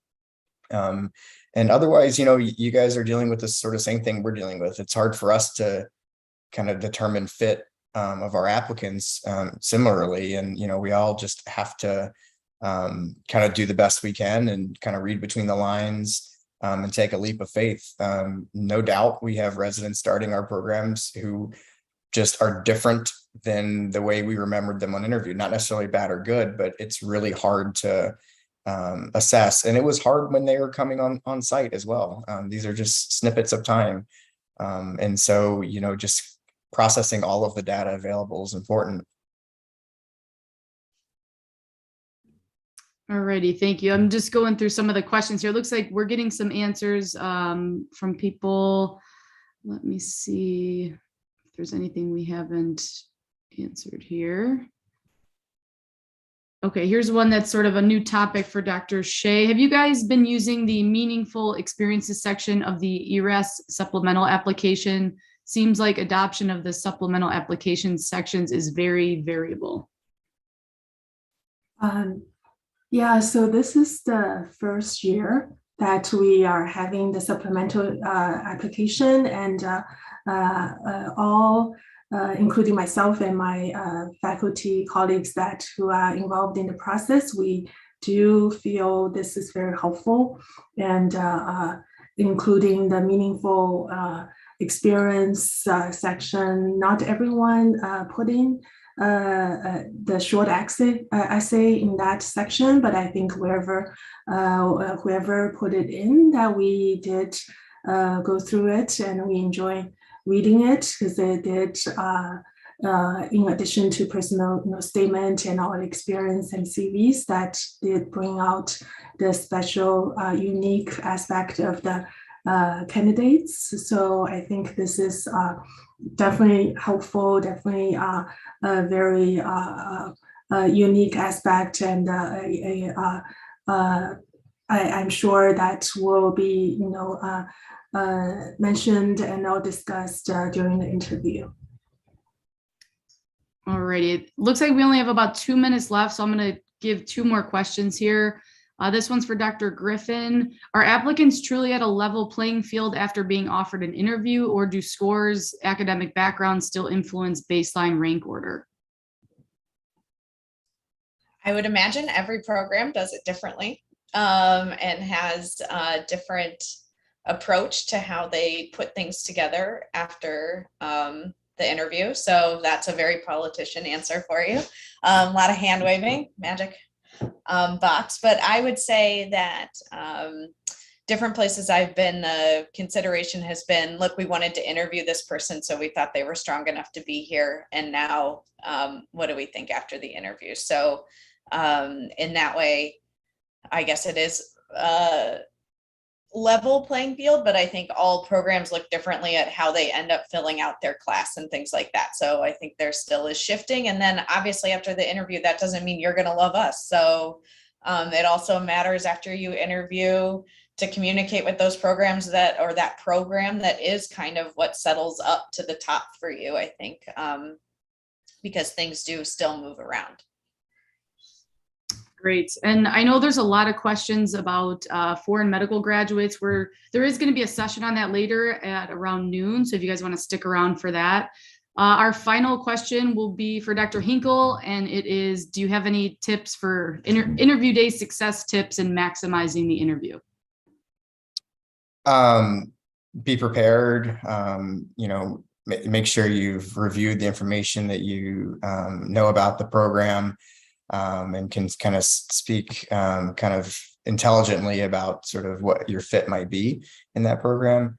Pay attention to your background in the video, pay attention to your audio and your lighting.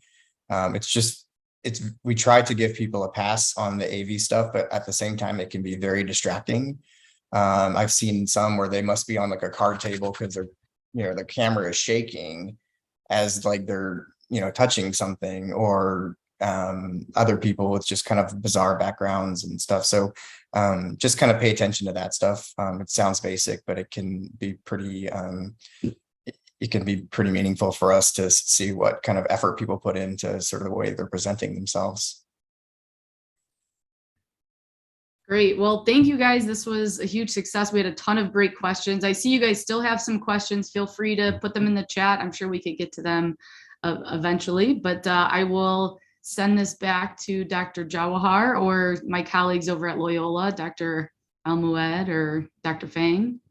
One quick thing for the participants before we wrap up. The link that Dr. Susan Hobbs posted on the chat, the answer guide, I recommend everyone look at it because it also tells about like what are the do's and don'ts and what the program and like past experiences of the interviewers which they felt negatively affected the applicants. Like what Dr. Henkel mentioned, like your background, your watching, your eye, what you're watching, because when people wear glasses, it can reflect if you're watching another screen. So small little things, but which go a big way in ranking you. So those small tips are all mentioned in the answer guide, but I highly recommend everyone goes through it before you go for the interviews. And thank you everyone for this great session. I'm sure like everyone gained some insight into how the interview process is. And thank you, Gigi, for great moderation of handling the questions. And everyone, please stay back or join through the link on the website for the Jeopardy. It's one of the exciting ones. You can have some fun and learn more about radiology. And hands on the buzzer as you want to answer and win the prize.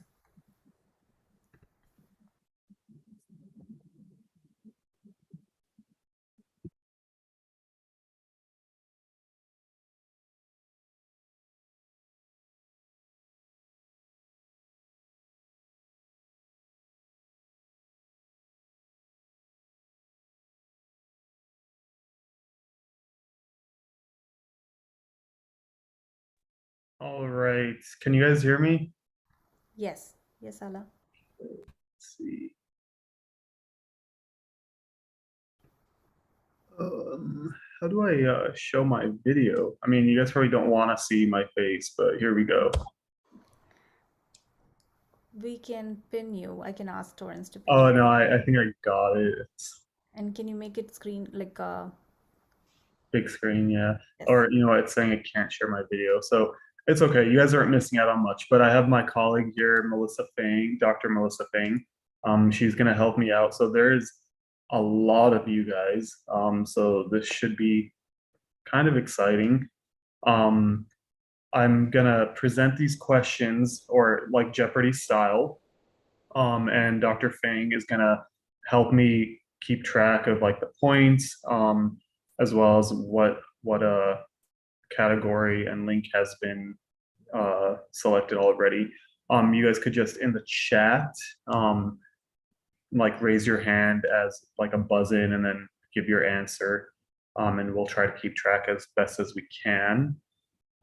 Before I get into this, so my name is Ala Elmoed. I'm a PGY 5 now, R4 at Loyola University. I'm from the University of New Mexico, is where I did my training.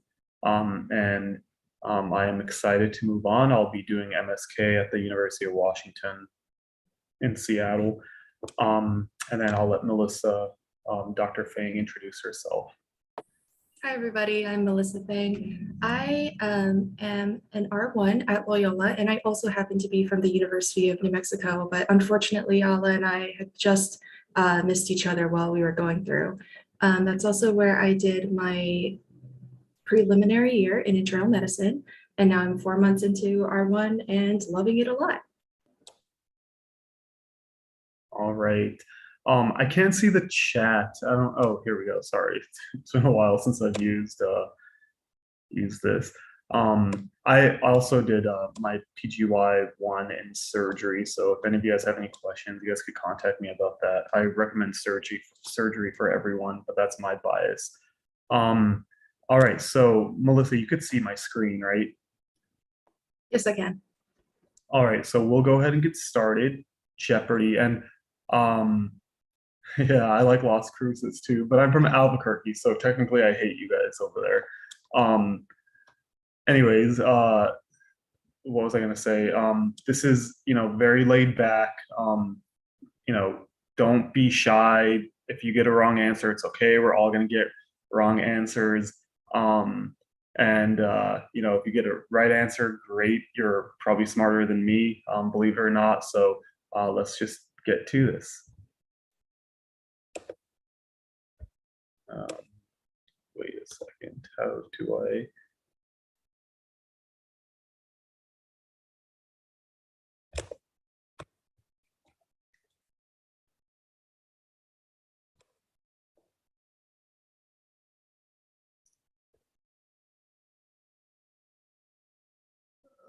Are you guys still seeing my screen? No, at this point, it's gone dark. Yeah,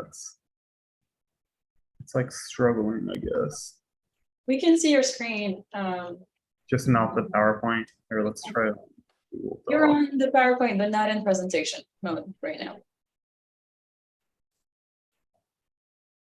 I'll click on slideshow. All right, how about now? Yeah. There we go. Looks good. All right, there we go. All right, so we'll start off by anyone could just name out, the first person to name out the category and number first. We'll go with that, and then whoever gets the right answer can select the next category and number. All right, rest of your innards for 200. Let's get there. Okay, so fecalization of bowel loops may be seen in this condition. Small bowel obstruction, correct.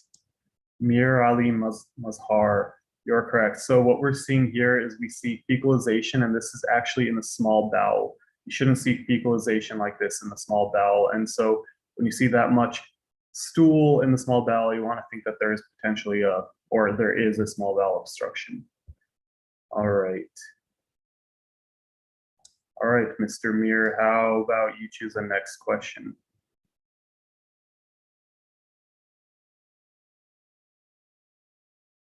Okay, rest of innards for 300. I'm not going to read the questions for you guys. Sale sign. All right, exactly. So what we're seeing here so this is a lateral view of an X-ray of the elbow, and the soft tissues are this gray area. So you have muscle and then subcutaneous tissue, and then you have this lower density area right here and right here, and this represents fat. And you should never really see this posterior fat pad in this area. And when it's raised, that means that there's an effusion and probably a fracture. So we call it the sale sign. And sorry, I forgot the other part of the question is it's a radial fracture. All right. All right, Mir, how about you choose the next question again?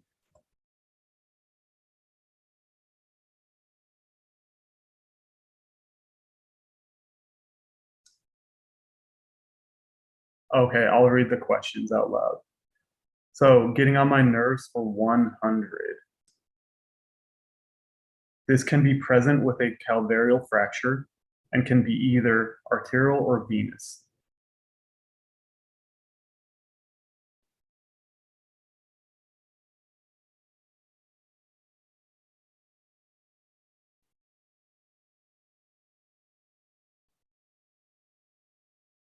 All right, so this is going to be an epidural hematoma.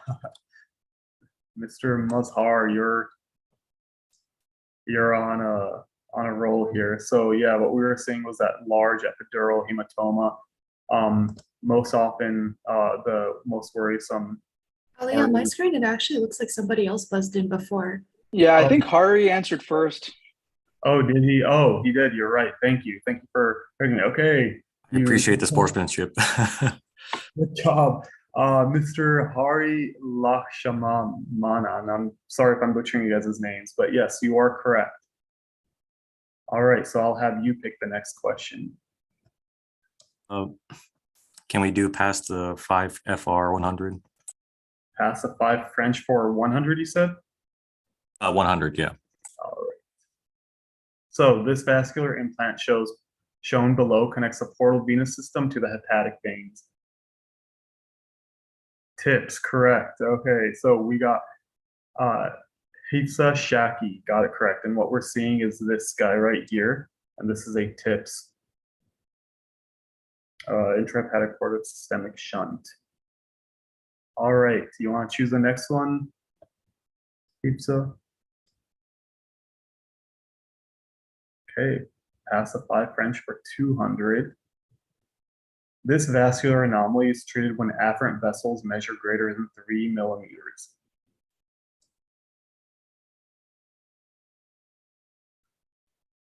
This one's kind of a hard question, I thought. Okay. So so what we're seeing is here, and I'll give it to you. It is a okay, yeah. So pulmonary AVM. Okay, I kind of went too quick. So I'm going to give it to Samantha because she was correct, more correct. It's a pulmonary AV malformation. So go ahead, Samantha, and choose the next question. Can we do doing the heavy lifting around here for 100? Sure. Degenerative disease characterized by joint space narrowing, sclerosis, and osteophytosis, and the pattern and distribution seen here. Osteoarthritis. All right, good job, Smriti. So what we're seeing is all this arthritic changes in both of these hands. And I'll let you go ahead and choose the next one. Next question, I mean. Oops. What did I do?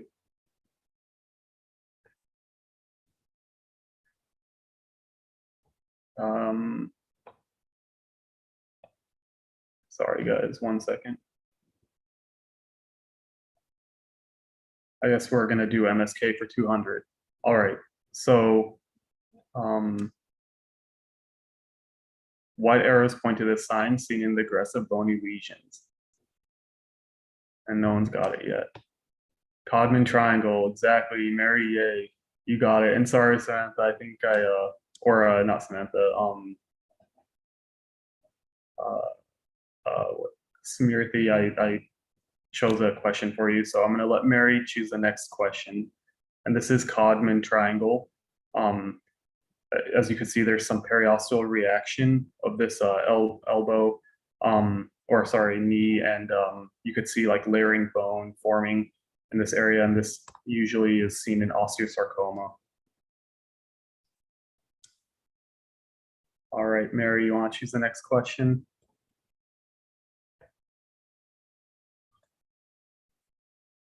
Getting on my nerves for 200. These are the names of these two structures. Kind of a two-part question. Well, it is a two-part question, or 2 questions, 1 answer, or 2 answers.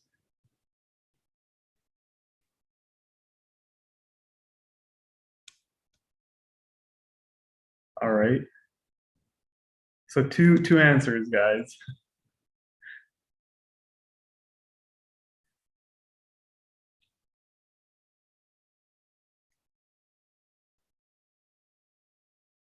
Okay.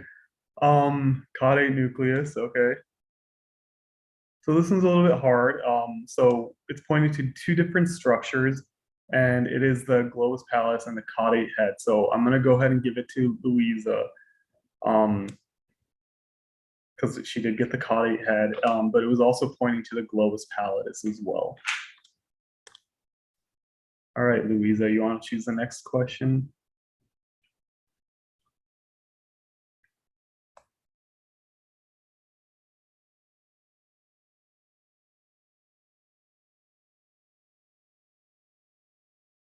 Getting on my nerves for 300. The red arrow points to a sign often seen in this condition. And it's pointing to this right there.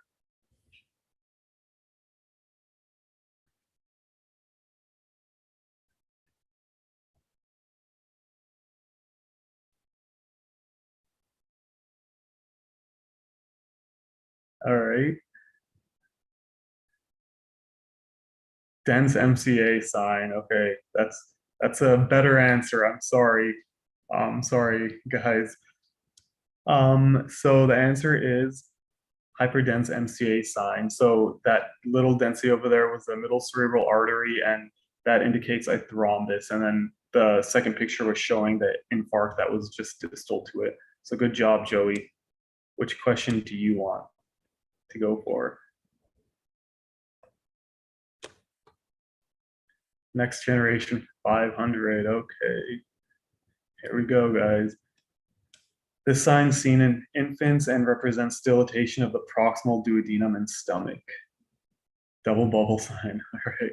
Good job, Mir. You're on top of it again. So double bubble sign, it's seen in duodenal atresia. All right.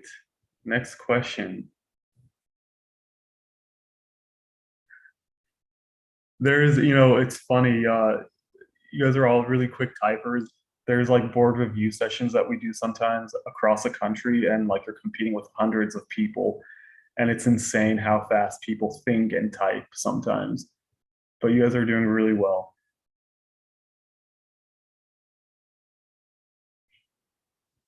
All right, Mira, do you want to choose the next question? What do we have left from the rest of the innards category?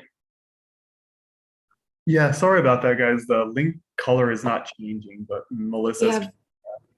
100, 400, and 500. Let's do 400. All right. The innards 400. You said 400, right? Well, we're choosing 400. All right. This tree and bud pattern in the lungs suggests this pathology.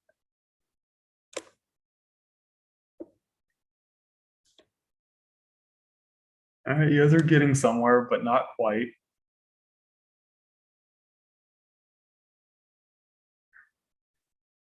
You guys are thinking zebras right now.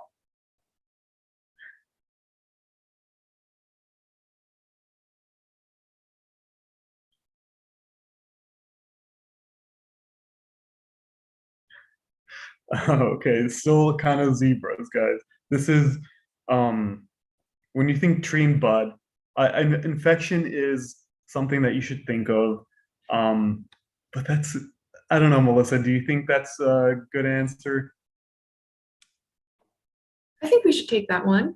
Okay, so the right answer is bronchiolitis, which is small airway disease. It's a lot of times related to infectious inflammatory etiology. So I'll give that to you. I have to scroll back up to see who said that. Ilili, good job. You could go ahead and choose the next question.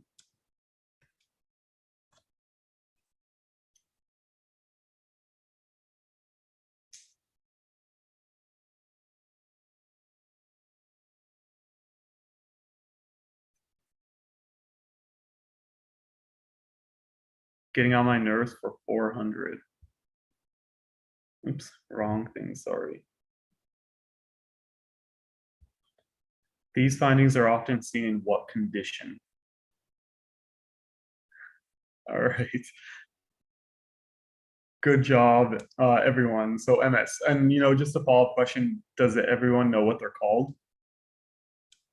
Dawson's finger, exactly. So what we're seeing are these hyperintense foci along the ventricles, and these are called Dawson fingers. And I think you learn them in med school. I feel like I never learned it in med school, but that's probably because I wasn't paying attention. But they're periventricular, perivenular areas of demyelination, and they're usually perpendicular to the lateral ventricles. So good job. And the first person to answer that was Shija. If you want to choose the next question, Shija. Yeah, sure. I don't remember what's left, but can you just select the last category that still has a 100? Oh, That would be either next generation or innards. I'll take next generation. All right. This third fracture of its class courses along the growth plate and down the epiphysis. Okay. Salter-Harris fracture. Can you guys give me a, like, do you guys know the different types of Salter-Harris fractures? You know, I'll give that to you. I feel like that's getting into the details, but there are details that you're going to need to know in radiology as well as in any field that you go into. So it is a Salter-Harris, and this is a fracture that we're seeing right here, type 3. Good job, guys. Okay, see, you guys are really smart. And this is a mnemonic that helped me remember it and then forget it and then remember it again and forget it again. But just remember Salter, straight across, above, for the second type, lower, and so on and so forth. So still gonna give that to Mir, even though you guys got it more accurately, Trisha and Shiva. But Mir, go ahead and choose the next question. What was the other 100 that was left? The rest of it. Let's do that one. All right. If this entity ruptures, patients may present to the ED with acute onset back pain or abdominal discomfort. You guys are too fast for me, which says a lot. If I'm this slow and I'm making it through radiology, then you know all the slow typers, you guys are going to be very successful as well, probably more successful than me. So yes, this is an abdominal aortic aneurysm, and Mir, you're on top of it. So go ahead and choose the next question, Mir. What do we have 500 left in? Oh, lots of things. We have the 5 French, the nerves, the lifting, and the innards. Let's do the innards 500, please. All right. This is a liver lesion seen below.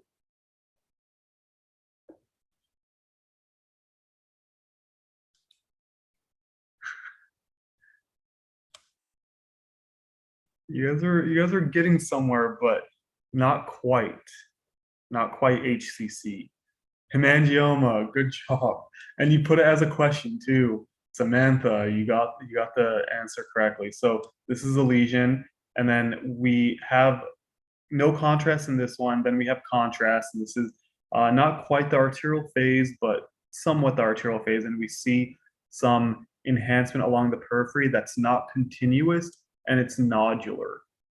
All right, and that's a big key finding, is the nodular appearance. And then on more delayed enhanced imaging, you see that there isn't washout, so there's still some enhancement going on in this lesion, and that's a good sign, meaning that it's not HCC. Because if it washes out and there's no contrast in the lesion, then we would be more concerned of cancer, specifically HCC. So good job, Samantha. You want to choose the next question? And by the way, that's something I would have never known until Dr. Jawahar Anu pounded it in my head before she left us for Northwestern. So thank you, Anu, Dr. Jawahar, for that. All right, Samantha, you want to choose the next question? Yeah, I can't. Oh, there we go. Okay. What was left in past the 5 French? We have 300, 400, and 500. All right, let's do past the 5 French for 300. All right. This arterial injury or false aneurysm may occur after vascular access. Pseudoaneurysm. Good job, Talal. All right, so yin-yang sign. So ultrasound, and then we have literally I think we've heard about this at least at one point, and it's the yin-yang sign, and that is indicative of a pseudoaneurysm. It's often iatrogenic, and depending on the size of the neck, it could be treated with thrombin injection or manual compression. And I won't get into the details of that, but just something that you should know. All right, Talal, you want to choose the next question? Sure. I'm feeling lucky, so I might try the 5 French for 400. 5 French for 400. All right, this condition, more commonly on the left, can cause infertility in the men. Varicocele, all right. Good job, Talal. Okay, so what we're seeing here is This is an angiogram, and they're injecting contrast, and you can see contrast pooling in this area. And this is gonadal varices. So more often on the left side because of the angle that the left gonadal vein enters compared to the right side. If you see a varicocele on the right side, but you don't necessarily see one on the left, you want to be concerned about more serious things such as cancer. Oops, I don't know why it keeps doing that. Sorry, guys. Don't look.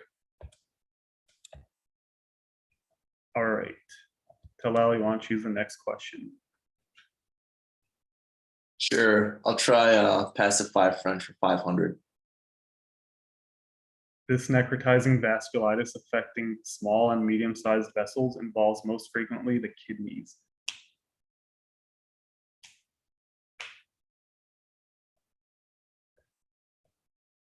Polyarteritis nodosa. All right, good job.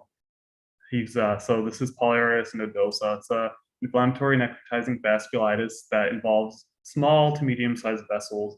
And the picture that you're always going to see is there a way to go back? It's always going to be the kidneys, although it could affect other areas. I had a question on my boards just a few months ago that actually showed, I don't know if I should share this, but it showed the iliac arteries.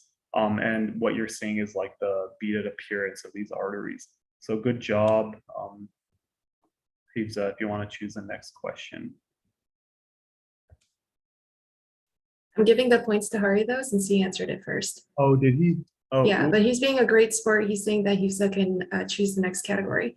Oh, you know what? Sorry. Okay, Hari, good job. Good job, all of you guys. But Hari, if you want to choose the next. I mean, it's okay. He's looking. I already guessed one, so if he wants to pick the next thing, that's fine. Or she. They're already working as a team here. I know, right? Yeah. You guys are all on fire. You guys are way ahead of me when I was a radiology resident R1 and R2. So good job, guys.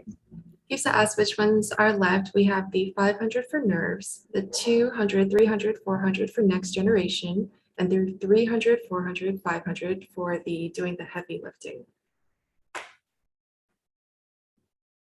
300 next generation. All right. May occur as a result of fall on outstretched hands. Colles fracture. Good job. I think this was a two-part question. Radial head fracture. All right. So, I guess the other question was, it's a buccal fracture of the distal radius. So it's a distal radius fracture. Someone did say buccal. Good job, Joey Goo. So I'm going to give that to you. But yes, what we're seeing here is this indentation along the distal radius, the metaphysis, which is in peds world, we call that a buccal fracture. All right, and Hey. oh, sorry, not buccal fracture. No, I'm joking. I was like, Peds world. It's the radiology world. Oh, in radiology mode. Sorry. A buccal fracture in radiology mode. Thank you for correcting me. All right. And that was Joey. Joey, you want to choose the next question?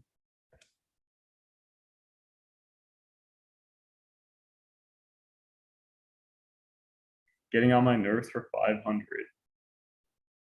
Oops. I keep clicking the wrong one for nerves. This is a rapidly progressive cellulitis of the floor of the mouth, which can be fatal. Ludwig angina. Good job, Hari. So what we're seeing are these areas of heterogeneity. There's some enhancement or peripheral enhancement, and this is consistent with a Ludwig angina. So it's an abscess. These are serious, and if they're not caught early enough, they could lead to a lot of morbidity and mortality. So Hari, you want to choose the next question? What's left of the 400? We have next generation or doing the heavy lifting. Let's do next generation. All right. So this is a little bit of a three-part question. These are the positions of the 3 lines seen below.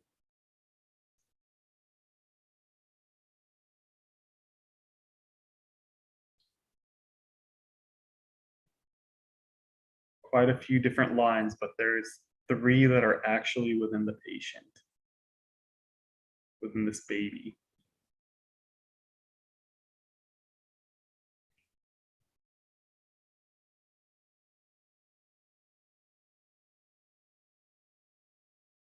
All right, I'll give you guys a hint. Okay, so we have this one. We have this one. And we have this one.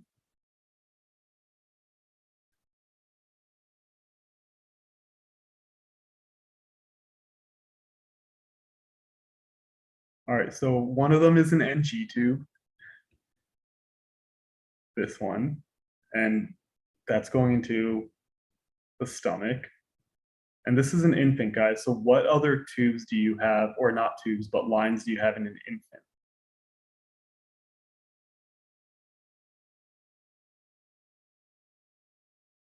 Okay.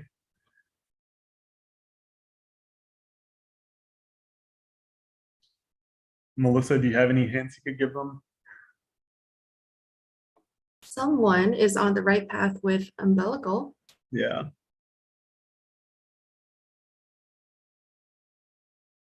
Okay. Umbilical vein, umbilical artery. All right, so for the sake of time, guys, this one was a hard question, and Dr. Patel warned me about kind of making this smaller or breaking it up, but I didn't because I don't know why.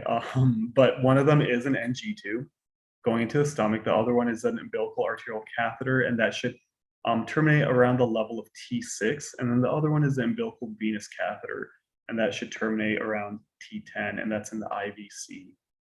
So, you know, when you guys become radiologists and you guys become residents, you're going to be looking at a lot of plain films, and a lot of them are going to be inpatient. Some of them are peds, some of them are going to be adults, but you always have to clear the lines first.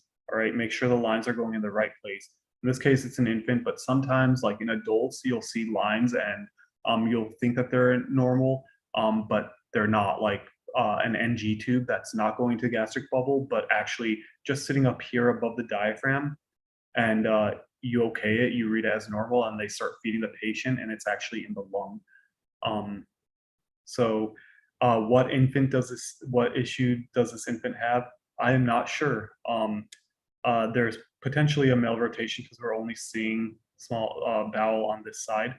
Could also just be a infant that was born prematurely, so a newborn in the ICU, but cannot tell you that, and that was not part of the question, so don't question me, guys. All right, next question. I think I'm gonna give that to, who said NG tube first? Hifza, you want to go ahead and choose the next one? Oh no, it's okay. It's a question I should have asked myself. What what is the patient here for? All right, 400 heavy lifting.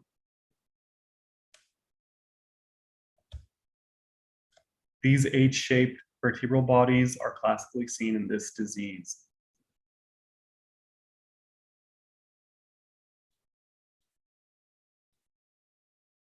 All right, sickle cell. Yes, you are right, Joey. So sickle cell disease.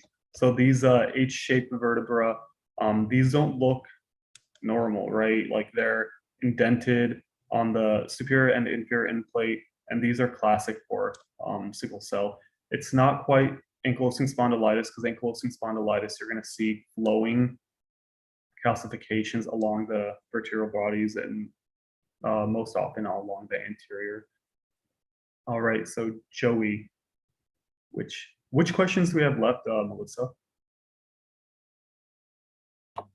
We have 200 for next generation, 300 for heavy lifting, and also the 500 heavy lifting. All right, great. Joey, which question do you want? MSK for 500. This is a pertinent pathology on this sagittal MRI of the knee.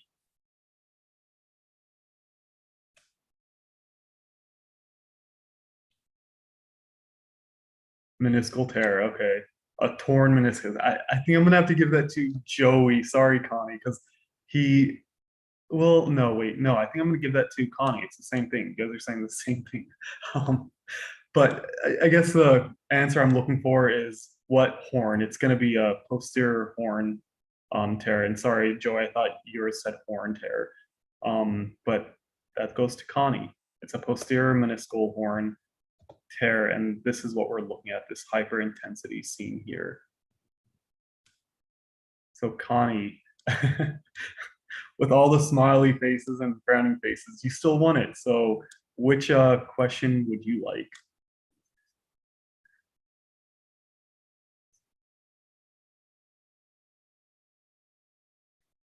Heavy lifting 200. What arrows point to this sign? Seen in aggressive bony lesion. Oh, we already did this one. Kaufman triangle. Good job, guys. You guys still remembered. Melissa, which ones do we have left?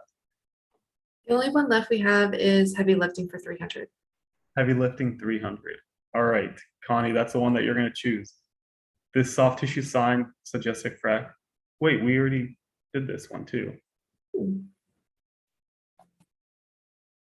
Do you just want to go through all the MSK questions and see if there's another one we haven't answered? Sure. Sorry, guys. I think we answered all of them actually. Yeah. Joey is recommending us to check innards for 200. We've done that one. Do you guys remember it? Small bowel obstruction. All right, I think we did all of them, guys. Innards for 300. Oh, you're right. Ooh, okay. Good job, Trisha. You're keeping better track than two radiology residents. This fat-containing lesion arising from the right kidney may be associated with this phagocytosis. AML. Good job, guys. So yes, we are seeing an angiomyolipoma. Oops. Which is associated with tuberous sclerosis. And what we're seeing is this lesion right here, and the low density, very low density, almost compared to fat. I mean, it is compared to fat, is what tells us that this is AML, which is a benign lesion, but we do want to treat it once it gets to be bigger than a certain size. And usually that's 4 centimeters, and the risk is because of bleeding, increased risk of bleeding. All right. I think time-wise, we are running out of time, so I want to tally up the points, but I don't, Melissa, do you have the points all tallied up? We actually still have Final Jeopardy, right? Yeah. But I can read out the points so far. Okay. We have Mir in the lead with 1,200 points, Hari with 1,100 points. We have Hifsa with 500, and Samantha with 700, Smriti with 100, Maria with 200, Louisa with 200, Joigu with 1,000, Ilili with 400, Shizia with 400, Talal with 700, Connie with 500, and Shiva with 300. All right, awesome. You guys are all rocking it. I was gonna say you guys should wager your points, but I think we only have 2 minutes. So how about you guys internally wager points, and then we'll do this final Jeopardy question, okay? So, so the final Jeopardy question is going to be in nuclear medicine, which now is our responsibility as radiologists. 80-year-old man with remote history of cardiac device placement presents to his PCP with bilateral hip pain after fall a week ago. What is the likely diagnosis? All right, compression fracture, sacral insufficiency fracture. That's the best answer. That actually is the correct answer. So we're seeing a sacral insufficiency fracture, and the sign that we're seeing is called the Honda sign because it literally looks like a Honda sign, but it is an actual radiologic sign that we like to describe. So good job, Louisa. Good job, everyone. By the way, the Honda sign, we see it on these bone scans specifically. And you guys will all see this in nuclear medicine because you guys all have to get 4 months of it when you're in radiology. And it's great. It's a great addition. So good job, everyone. Honestly, you guys all did a really good job. even the ones that were, quiet, you guys, I know you guys all know some of the answers. You guys are probably like me, were a little bit hesitant or just slow typers, but everyone really good job. And good luck with everything. Good luck with your road ahead. And if you guys have any questions, please reach out to any of us, and I'd love to answer any questions. Hi, everyone. This is Maria Bashir. I just wanted to say thank you to Allah and to Melissa for hosting this and representing Loyola, and to Dr. Rucha Patel from Advocate Christ for helping out with this as well. Thanks all. We'll turn it over to the next group. Yeah. Yes. Thank you, everyone. You guys were all on fire. Maybe we should start recruiting from the Jeopardy session next year. Thanks to Ala and Melissa for keeping track of everything. And Ala, like, you had been super humble. He was one of our great residents in residency, so he was playing too humble. Thank you. Only because I have great attendings.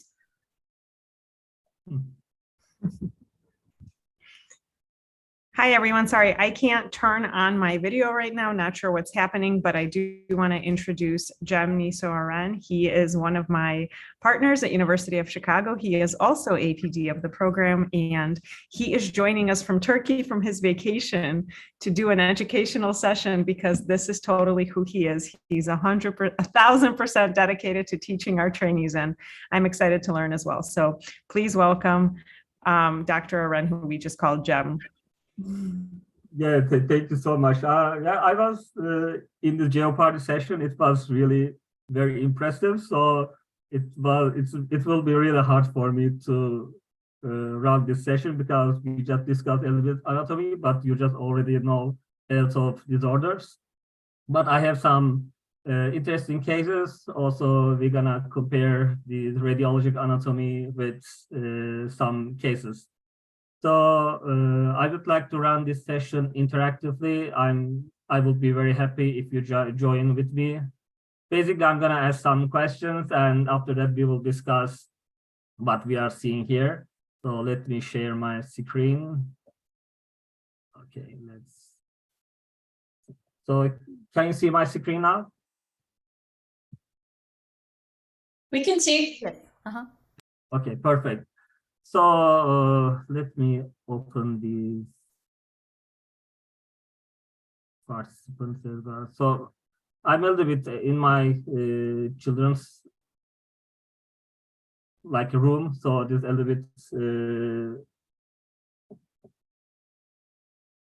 you can see some kind of pictures on the wall.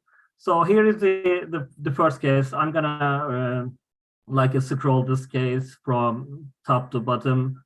You will write it down to the chat, or if you wanna talk the case, what you see, what kind of findings you are seeing here, you can also discuss with the chat. So let's focus on the liver. What did you see? Is everything just okay in the liver?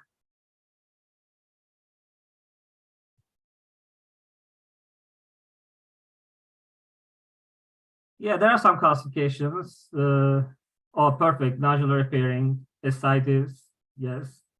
So what are the structures here? So this is an axial view. Perfect, gallstone, and these are the calcified gallstones. Wonderful. And what does it mean, this nodular appearance of the liver? So you can see some calcification, some nodularity, ascites. So what does it mean? Cirrhosis, perfect, Dr. Murat. So it is a cirrhotic liver, which is, as you mentioned, some nodular contours and some ascites. And for example, I'm just put my my arrow here on which side. Do you have, maybe we have some early medical students here. On this side, is it right or left? Let's start with this. Perfect, it is right. Because the patient just head over here, and patient legs you can just see here, and it is, these are the umbilicus level, like a front portion. And when you go down, so this is you can just reach the foot here. So this is anterior, posterior, and on the right side, and this is the left side. So right side, there's a liver. Oh, there's a mesothelioma. Okay, maybe we can just discuss a little bit spaces for this mesothelioma. So the right side, there's a liver. And is there any other findings for cirrhosis? So we already said this nodular appearance, some ascites. Gallstone is not have to be hiatal hernia or something else. Maybe there's some hiatal hernia. Yes, perfect. Varices, right? There's multiple collaterals here, as you can see, around the gastric cardia. And what happened on the left side? There's, do you know which organ is this? Large spleen, perfect, splenomegaly, right? So is also a findings of this cirrhosis. And another one, did you see this little line just which is enhancing and it is just coming from the liver? Do you have any idea what kind of structure is this?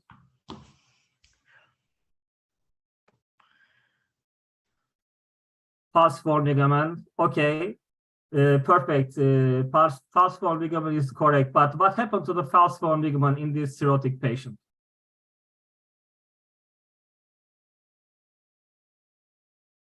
Umbilical vein, yeah, it is patent or recanalized umbilical vein, right? Because of this shunting, this falciform ligament, it is just a remnant of umbilical vein and it is recanalized because of this cirrhosis. Okay, portal vein is usually, it's sometimes if there's a portal hypertension, it can be a little bit enlarged, but in this case, it is not enlarged very well. So I can also, yeah, I can also share this, my link here. Maybe you can also scroll down. This is the PAX beam. So we already say about these varicose veins, some venous collaterals, splenomegaly, ascites, and there's a gallstone. So did you notice there's something here? Is there anyone to describe these findings over there? Or I can, and I will share the other images related to this area. So what did you see here?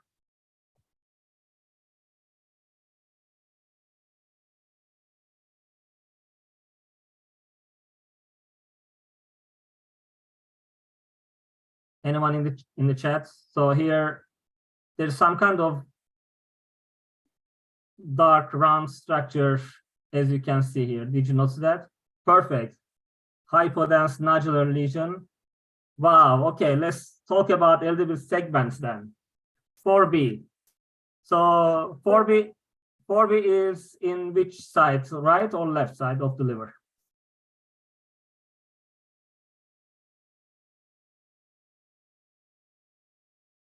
You are right, Samantha. It is on the left side. So let's talk about a little bit liver segments. This is my aim, basically. After this lecture, you will learn the liver segment. So there's a round hypodense structure here, and I will show the arterial phase. This is the venous phase of the images. As you can see, venous structures is brighter than the arterial ones. And there's a round structure next to this gallbladder. So is there anyone to tell me what is the line in between right side of the liver and left side of the liver? These are the left side and these are the right sides of the liver. But there's a line. We just divided this liver in two segments. Falciform ligament is dividing by segment 3 and 4 or 2 and 4, but not right and left side. Trice ligament is not IVC. IVC is a little bit all the way top here. I just want you to divide the liver right and left. What is your line? Not portal vein. Portal vein is superior and inferior. You can, perfect. So middle hepatic vein is one baseline.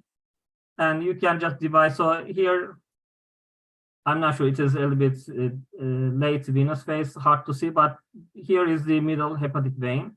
So you will divide the liver right and left by using this middle hepatic vein if you are above the portal vein level. But when you are at the level of portal vein, how can you divide right and left side of the liver? What is the inferior marker? Next to the falciform ligament. What is that structure?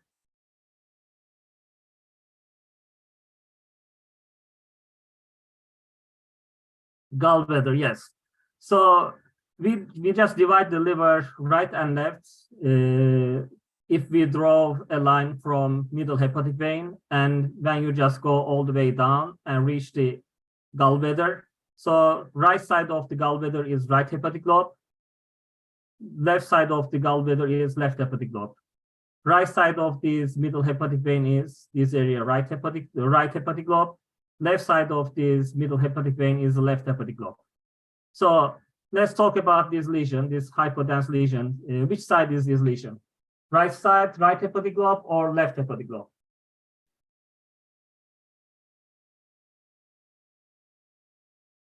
Perfect. It's on the right. So on the right side, let's talk about the right side. There are some liver segments, and this is from 1 to 8.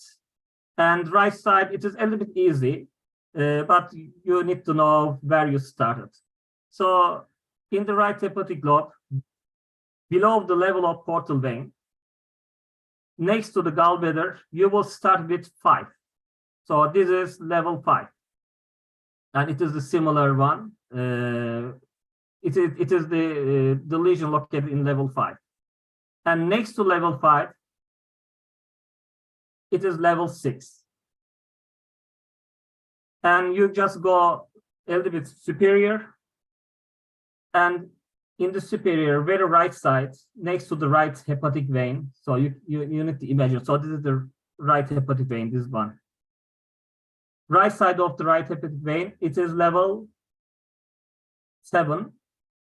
And between middle hepatic vein and right hepatic vein, this is level 8.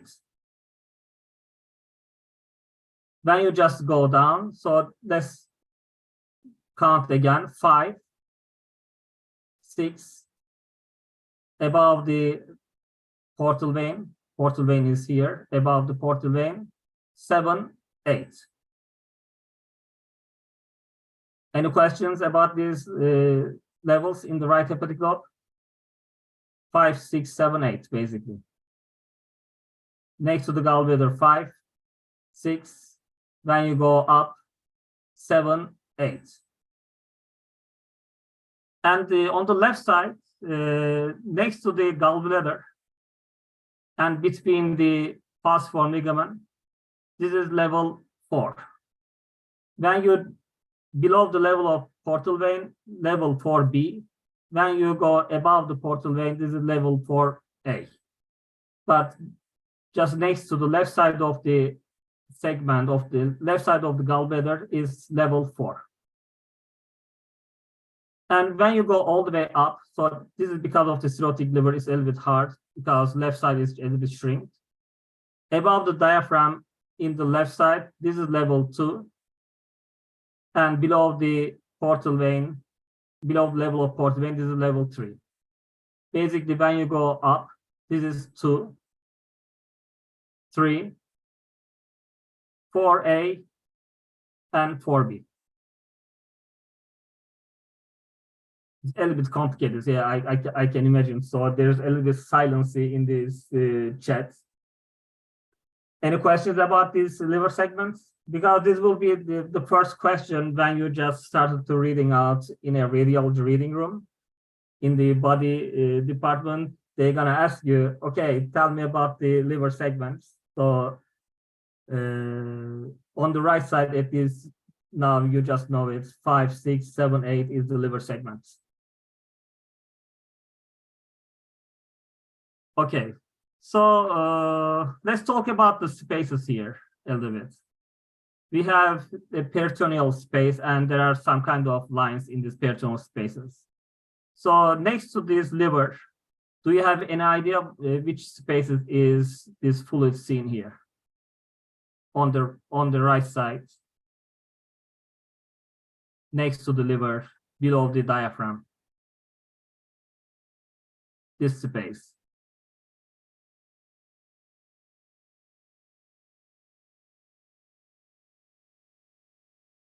Okay, let me tell you. So this is the subphrenic space. So perfect. Subphrenic space, basically, not subcapsular, subphrenic space. When you go to the left side, similar, but the left. Which space is this one? Next to the spleen.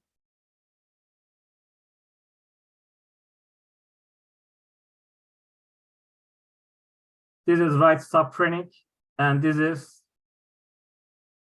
again subphrenic, but it's on the left subphrenic. Perfect. We can also use perisplenic and perihepatic, but for the anatomically, so this is basically right subphrenic and left subphrenic. Yes, that's perfect. Other subphrenic, great.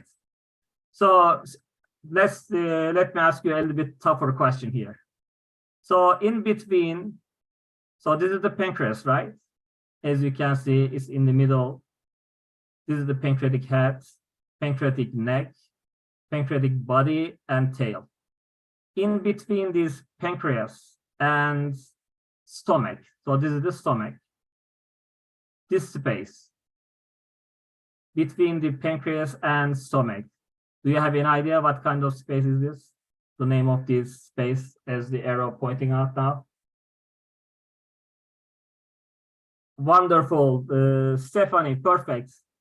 Yes, lesser momentum, maybe not momentum, but that's really fancy word. Maybe we should use this one. Yeah, lesser sac is the perfect name. So this is a great job. So that's really the first year residents. Some of them really hard to know about this question, but you are just amazing, wonderful. Okay, so when you go down to the liver, it is the inner portion of this liver, this area. Which space is the name of this space? Below the liver, it is in the medial area, like this space.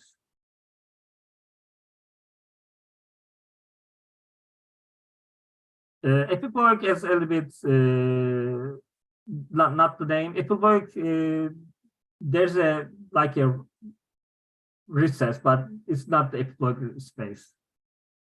Below the liver, and there's also liver inside this space. The name of the space, there's a liver. It's close. Hepatogastric is here. You can just say in between the stomach and liver. These are the hepatogastric space, this area. But below this liver, what does it mean below in fancy terms?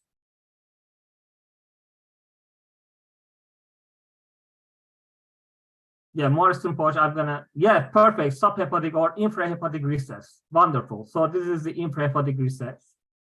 And in between this specifically, this area, in between this right kidney and the liver, so this is the Morrison pouch, as Stephanie said. It is this area, in between this the right kidney and liver. So this is the Morrison pouch here. Okay.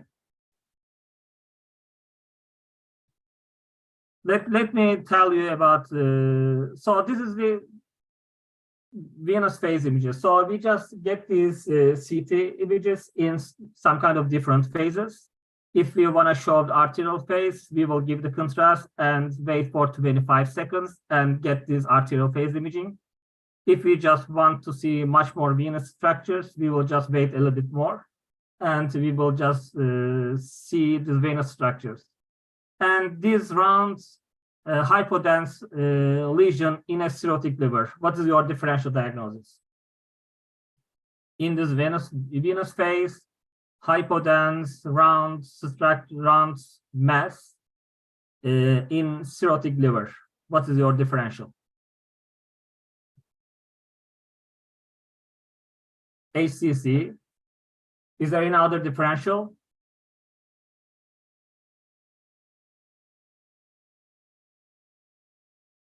HCC is a good one.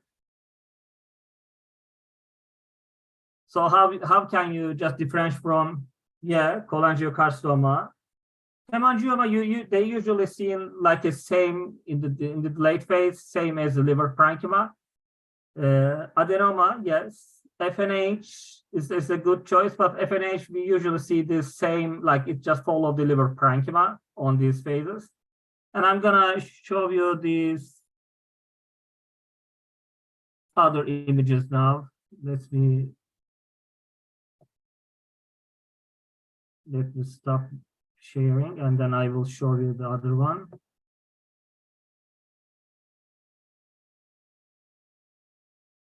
Okay, so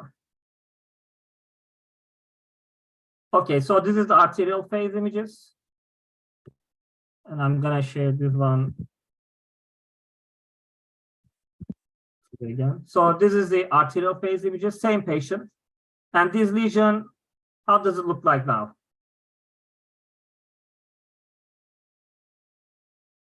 It's enhancing, perfect, heterogeneously enhancing, nice.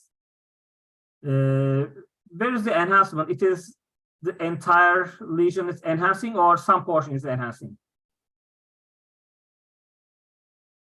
That's right, heterogeneously enhancing. Wonderful.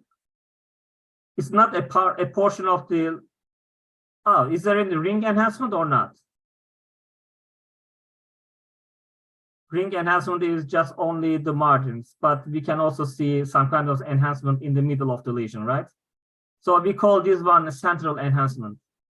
So let's describe the lesion. On the arterial phase imaging, in a cirrhotic liver, there's a central enhancement, centrally enhancing lesion in segments. What? Which segment? 5, perfect. It is right side of the gallbladder. Okay, that's nice. Need to see the delayed venous phase. As I just show you the delay phase. So there is no enhancement on the delayed phase, right? So arterial enhancement, and on the delayed phase, the previous images, as you can see, there's a complete washout, right? The lesion looks like darker. So what happened to this lesion? It's just arterial enhancing and delayed washout in a cirrhotic liver. What is your diagnosis?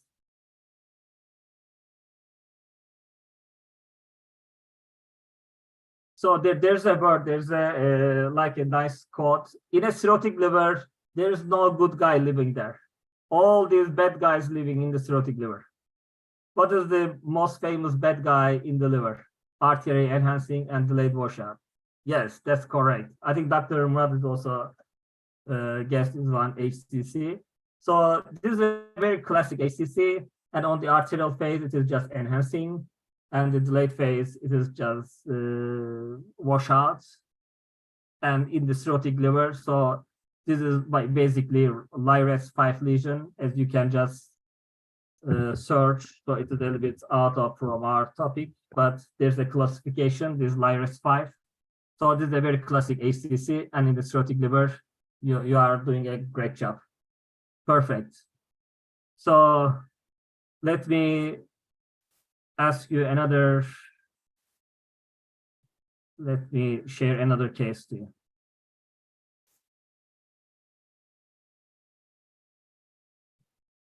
You did a great job. You are like a radiologist, by the way. I'm really impressed. So what kind of images is this one? Is there anyone to tell me what kind of plane is it? It is a CT or MRI? Which body portion? Wonderful. Coronal CT, coronal thorax, or what else? Coronal CT reconstruction, perfect. Abdomen and pelvis exam. Okay. What did you see here? What is the findings? Let me share the links. Okay. Did you see any abnormality here?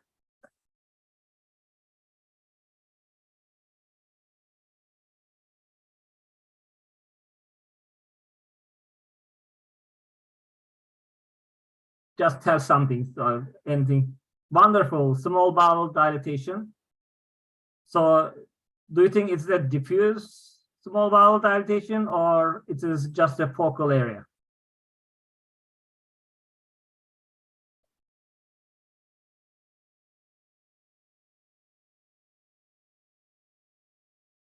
Yes, focal dilatation.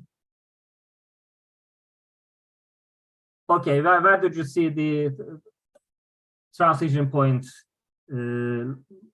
Luisa, if I just pronounce that? Just describe it for me.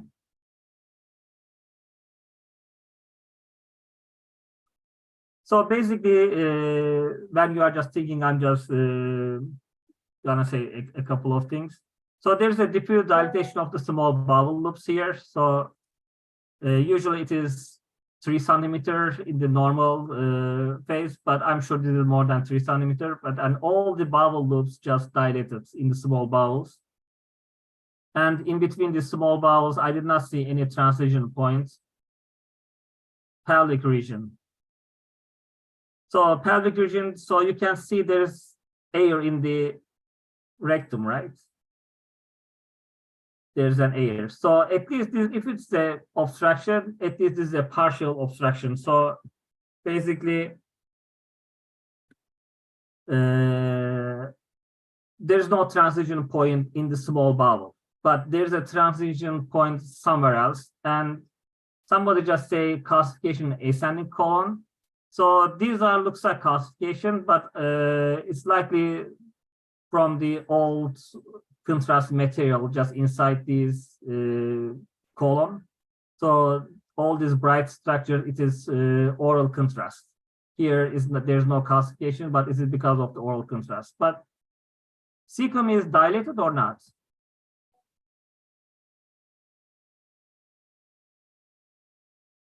Yes, cecum is dilated. So all the small bowels dilated, cecum is dilated. So these are the ileocecal valve here, in the junction between cecum and the terminal ileum here.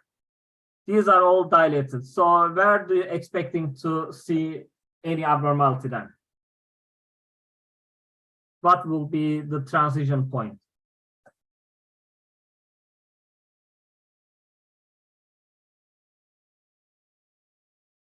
Wow, wonderful. Lucia, you're gonna be a great radiologist. That's nice. So as you can see here, there's the abrupt narrowing of the lumen, right? And there's wall thickening. So this is the normal wall. These bright things, all the contrast material, but this is just next to the wall. So this is the normal wall thickening. And as you can see here, there's focal narrowing and wall thickening. So how do you describe this one?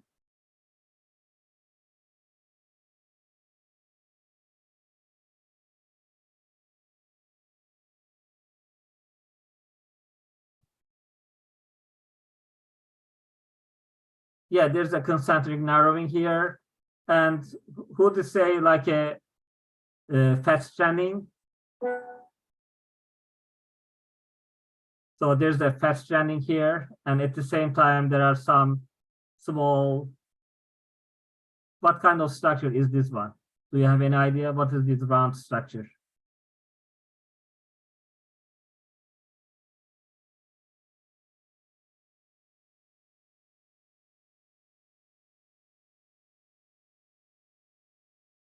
Yes, this is also a lymph node. So if you see there's like concentric narrowing of these and wall thickening, and the transition point is this one, and there's a lymph node, fat stranding. So what is your differential diagnosis?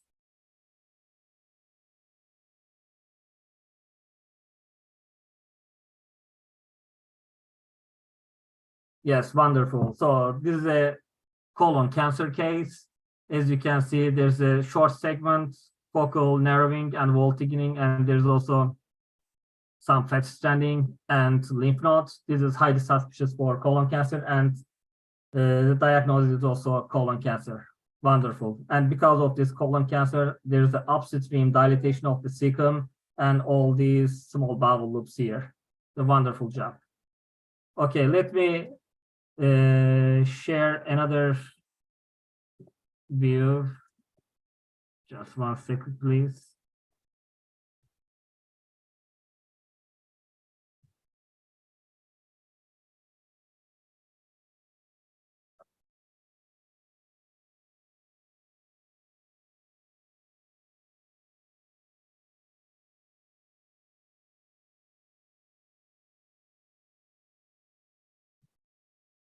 Okay. So this view is a little bit different, right, than the others. So do you have any idea what kind of images we just seeing here?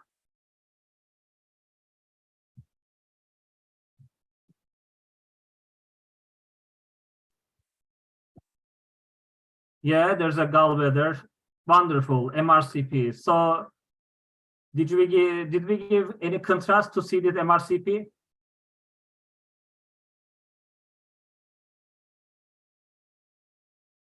Yeah, there's no contrast. So, okay, this is a gallbladder, you're right. And what is that thing here bright? What kind of things we are just seeing in this MRCP view?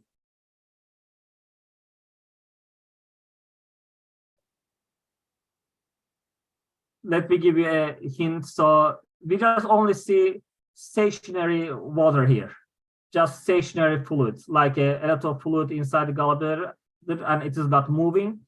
So we just see this structure like a bright. So this structure is also, this signal is also bright. Bubble is so close. It's a little bit, this is right side or left side? Wonderful, wonderful. Oh, wow, that's great. So this is a great job, like a stomach water. Should see, of course, Michael, I'm gonna show you the rest of the stuff here. Is it normal or not? I'm showing you the intrahepatic biliary ducts here. So this is the, let me tell you the anatomy a little bit. So this is the gallbladder, this is a cystic duct, and cystic duct just connecting to the common hepatic duct, and it will be a common bile duct, and it just goes all the way down to the major papilla here. And this is the right hepatic duct here, right hepatic biliary duct, and this is the left hepatic duct. So there's a little bit dilatation of the ducts, and what will be your findings here? I think there's a good example seen here. Strictures along the common bile duct. Let's check your things here. So this is the common bile duct here, and it is just going all the way down. I don't think there's a structure here, but there's something else.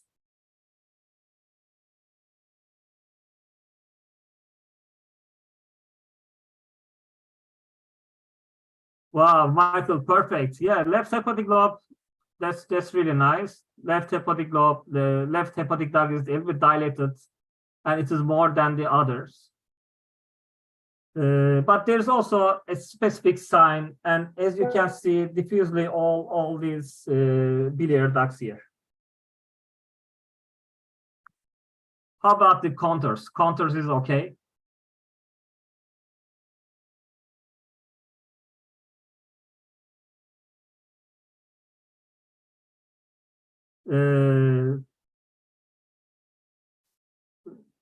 Primary biliary cirrhosis or what? Yeah, so what is your findings? Yeah, the diagnosis is PSC, primary sclerosing cholangitis. What is the classic findings for this PSC? Onion peeling.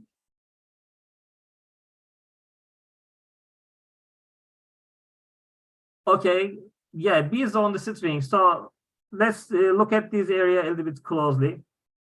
So I'm gonna find some kind of beaded appearance here. So look at these contours here. Did you notice that? All these contours is a little bit like a beaded appearance here. Did you see the irregularity? A little bit dilatation. And as you can see, this beaded appearance here in the common bile duct here. So this is a very classic case for PSC. And if you see focal dilatation in the left hepatic lobe here, what will be your, what is the most concerning finding here? If you see focal dilatation and there will be something badly just going on here. So what will be this lesion? Wonderful. Yeah. This group is so amazing. I'm just so impressed. So yes, cholangiocarcinoma. If you see in a PSC cases like a focal dilatation, so this will be an important findings, and you have to rule out cholangiocarcinoma here. And this is a good case for this PSC, but it turned out to be nothing. So this focal dilatation, it is for a long time. But you did a really great job. So I think I'm just run out of the time, just only 3 minutes left. But I would say this group just a fantastic. So I'm really impressed about your fundamental radiology knowledge. And if you are a medical student, you should consider radiology seriously, because in this Jeopardy game and also my session, you did a really great job. So thank you for everyone. If you have any questions, I'm happy to answer.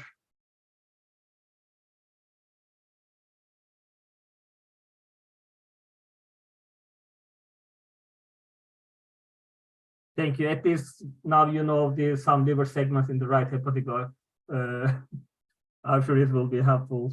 It will save your life in the first year radiology residency. You're very welcome.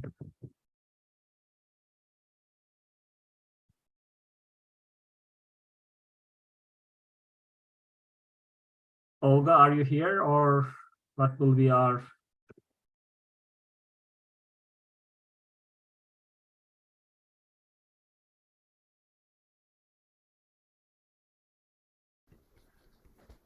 Thank you so much, Sam. It was a great session. I think the students loved it. It was for the participants, if you know, like this is going to be like your first year in radiology in a reading room session, and Jem did a great job of like going through the case, like the anatomy, and this is how you do. And I think you guys already are like more than a first year with the Jeopardy and this educational session. You guys like literally rocked. So it was a great session. Thank you, Jem, for like sparing your time during your vacation. No problem. Anytime. Thank you so much. What is the time in Turkey now? Now it is around 8 p.m. Oh, okay. Thank you so not much too for late. spending your time. You're welcome. No problem. We can see you're a passionate teacher for sure. Thank you.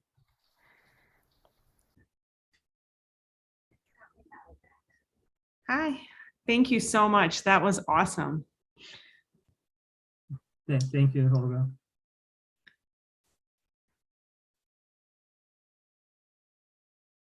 I'm not sure everybody in here like a radiology resident, so that's really hard for me to teach something. I feel like it's so simple for the level of their knowledge. That's really fantastic. Yeah. As a neuroradiologist, I don't think everything you showed is so simple. Are we supposed to, Anu, are we supposed to switch now, go back to the beginning and switch to the Zoom sessions? Yes, they cannot go from here. They have to go to the individual links. Okay, so we're going to go back to the individual links. If you all look at the schedule, you could see, and you can jump from Zoom 2 or 3, depending on which breakout sessions you would like to attend. Okay, Jem, thank you so very much for taking time out and joining us. It's such a pleasure to have you. You're very welcome. Thank you.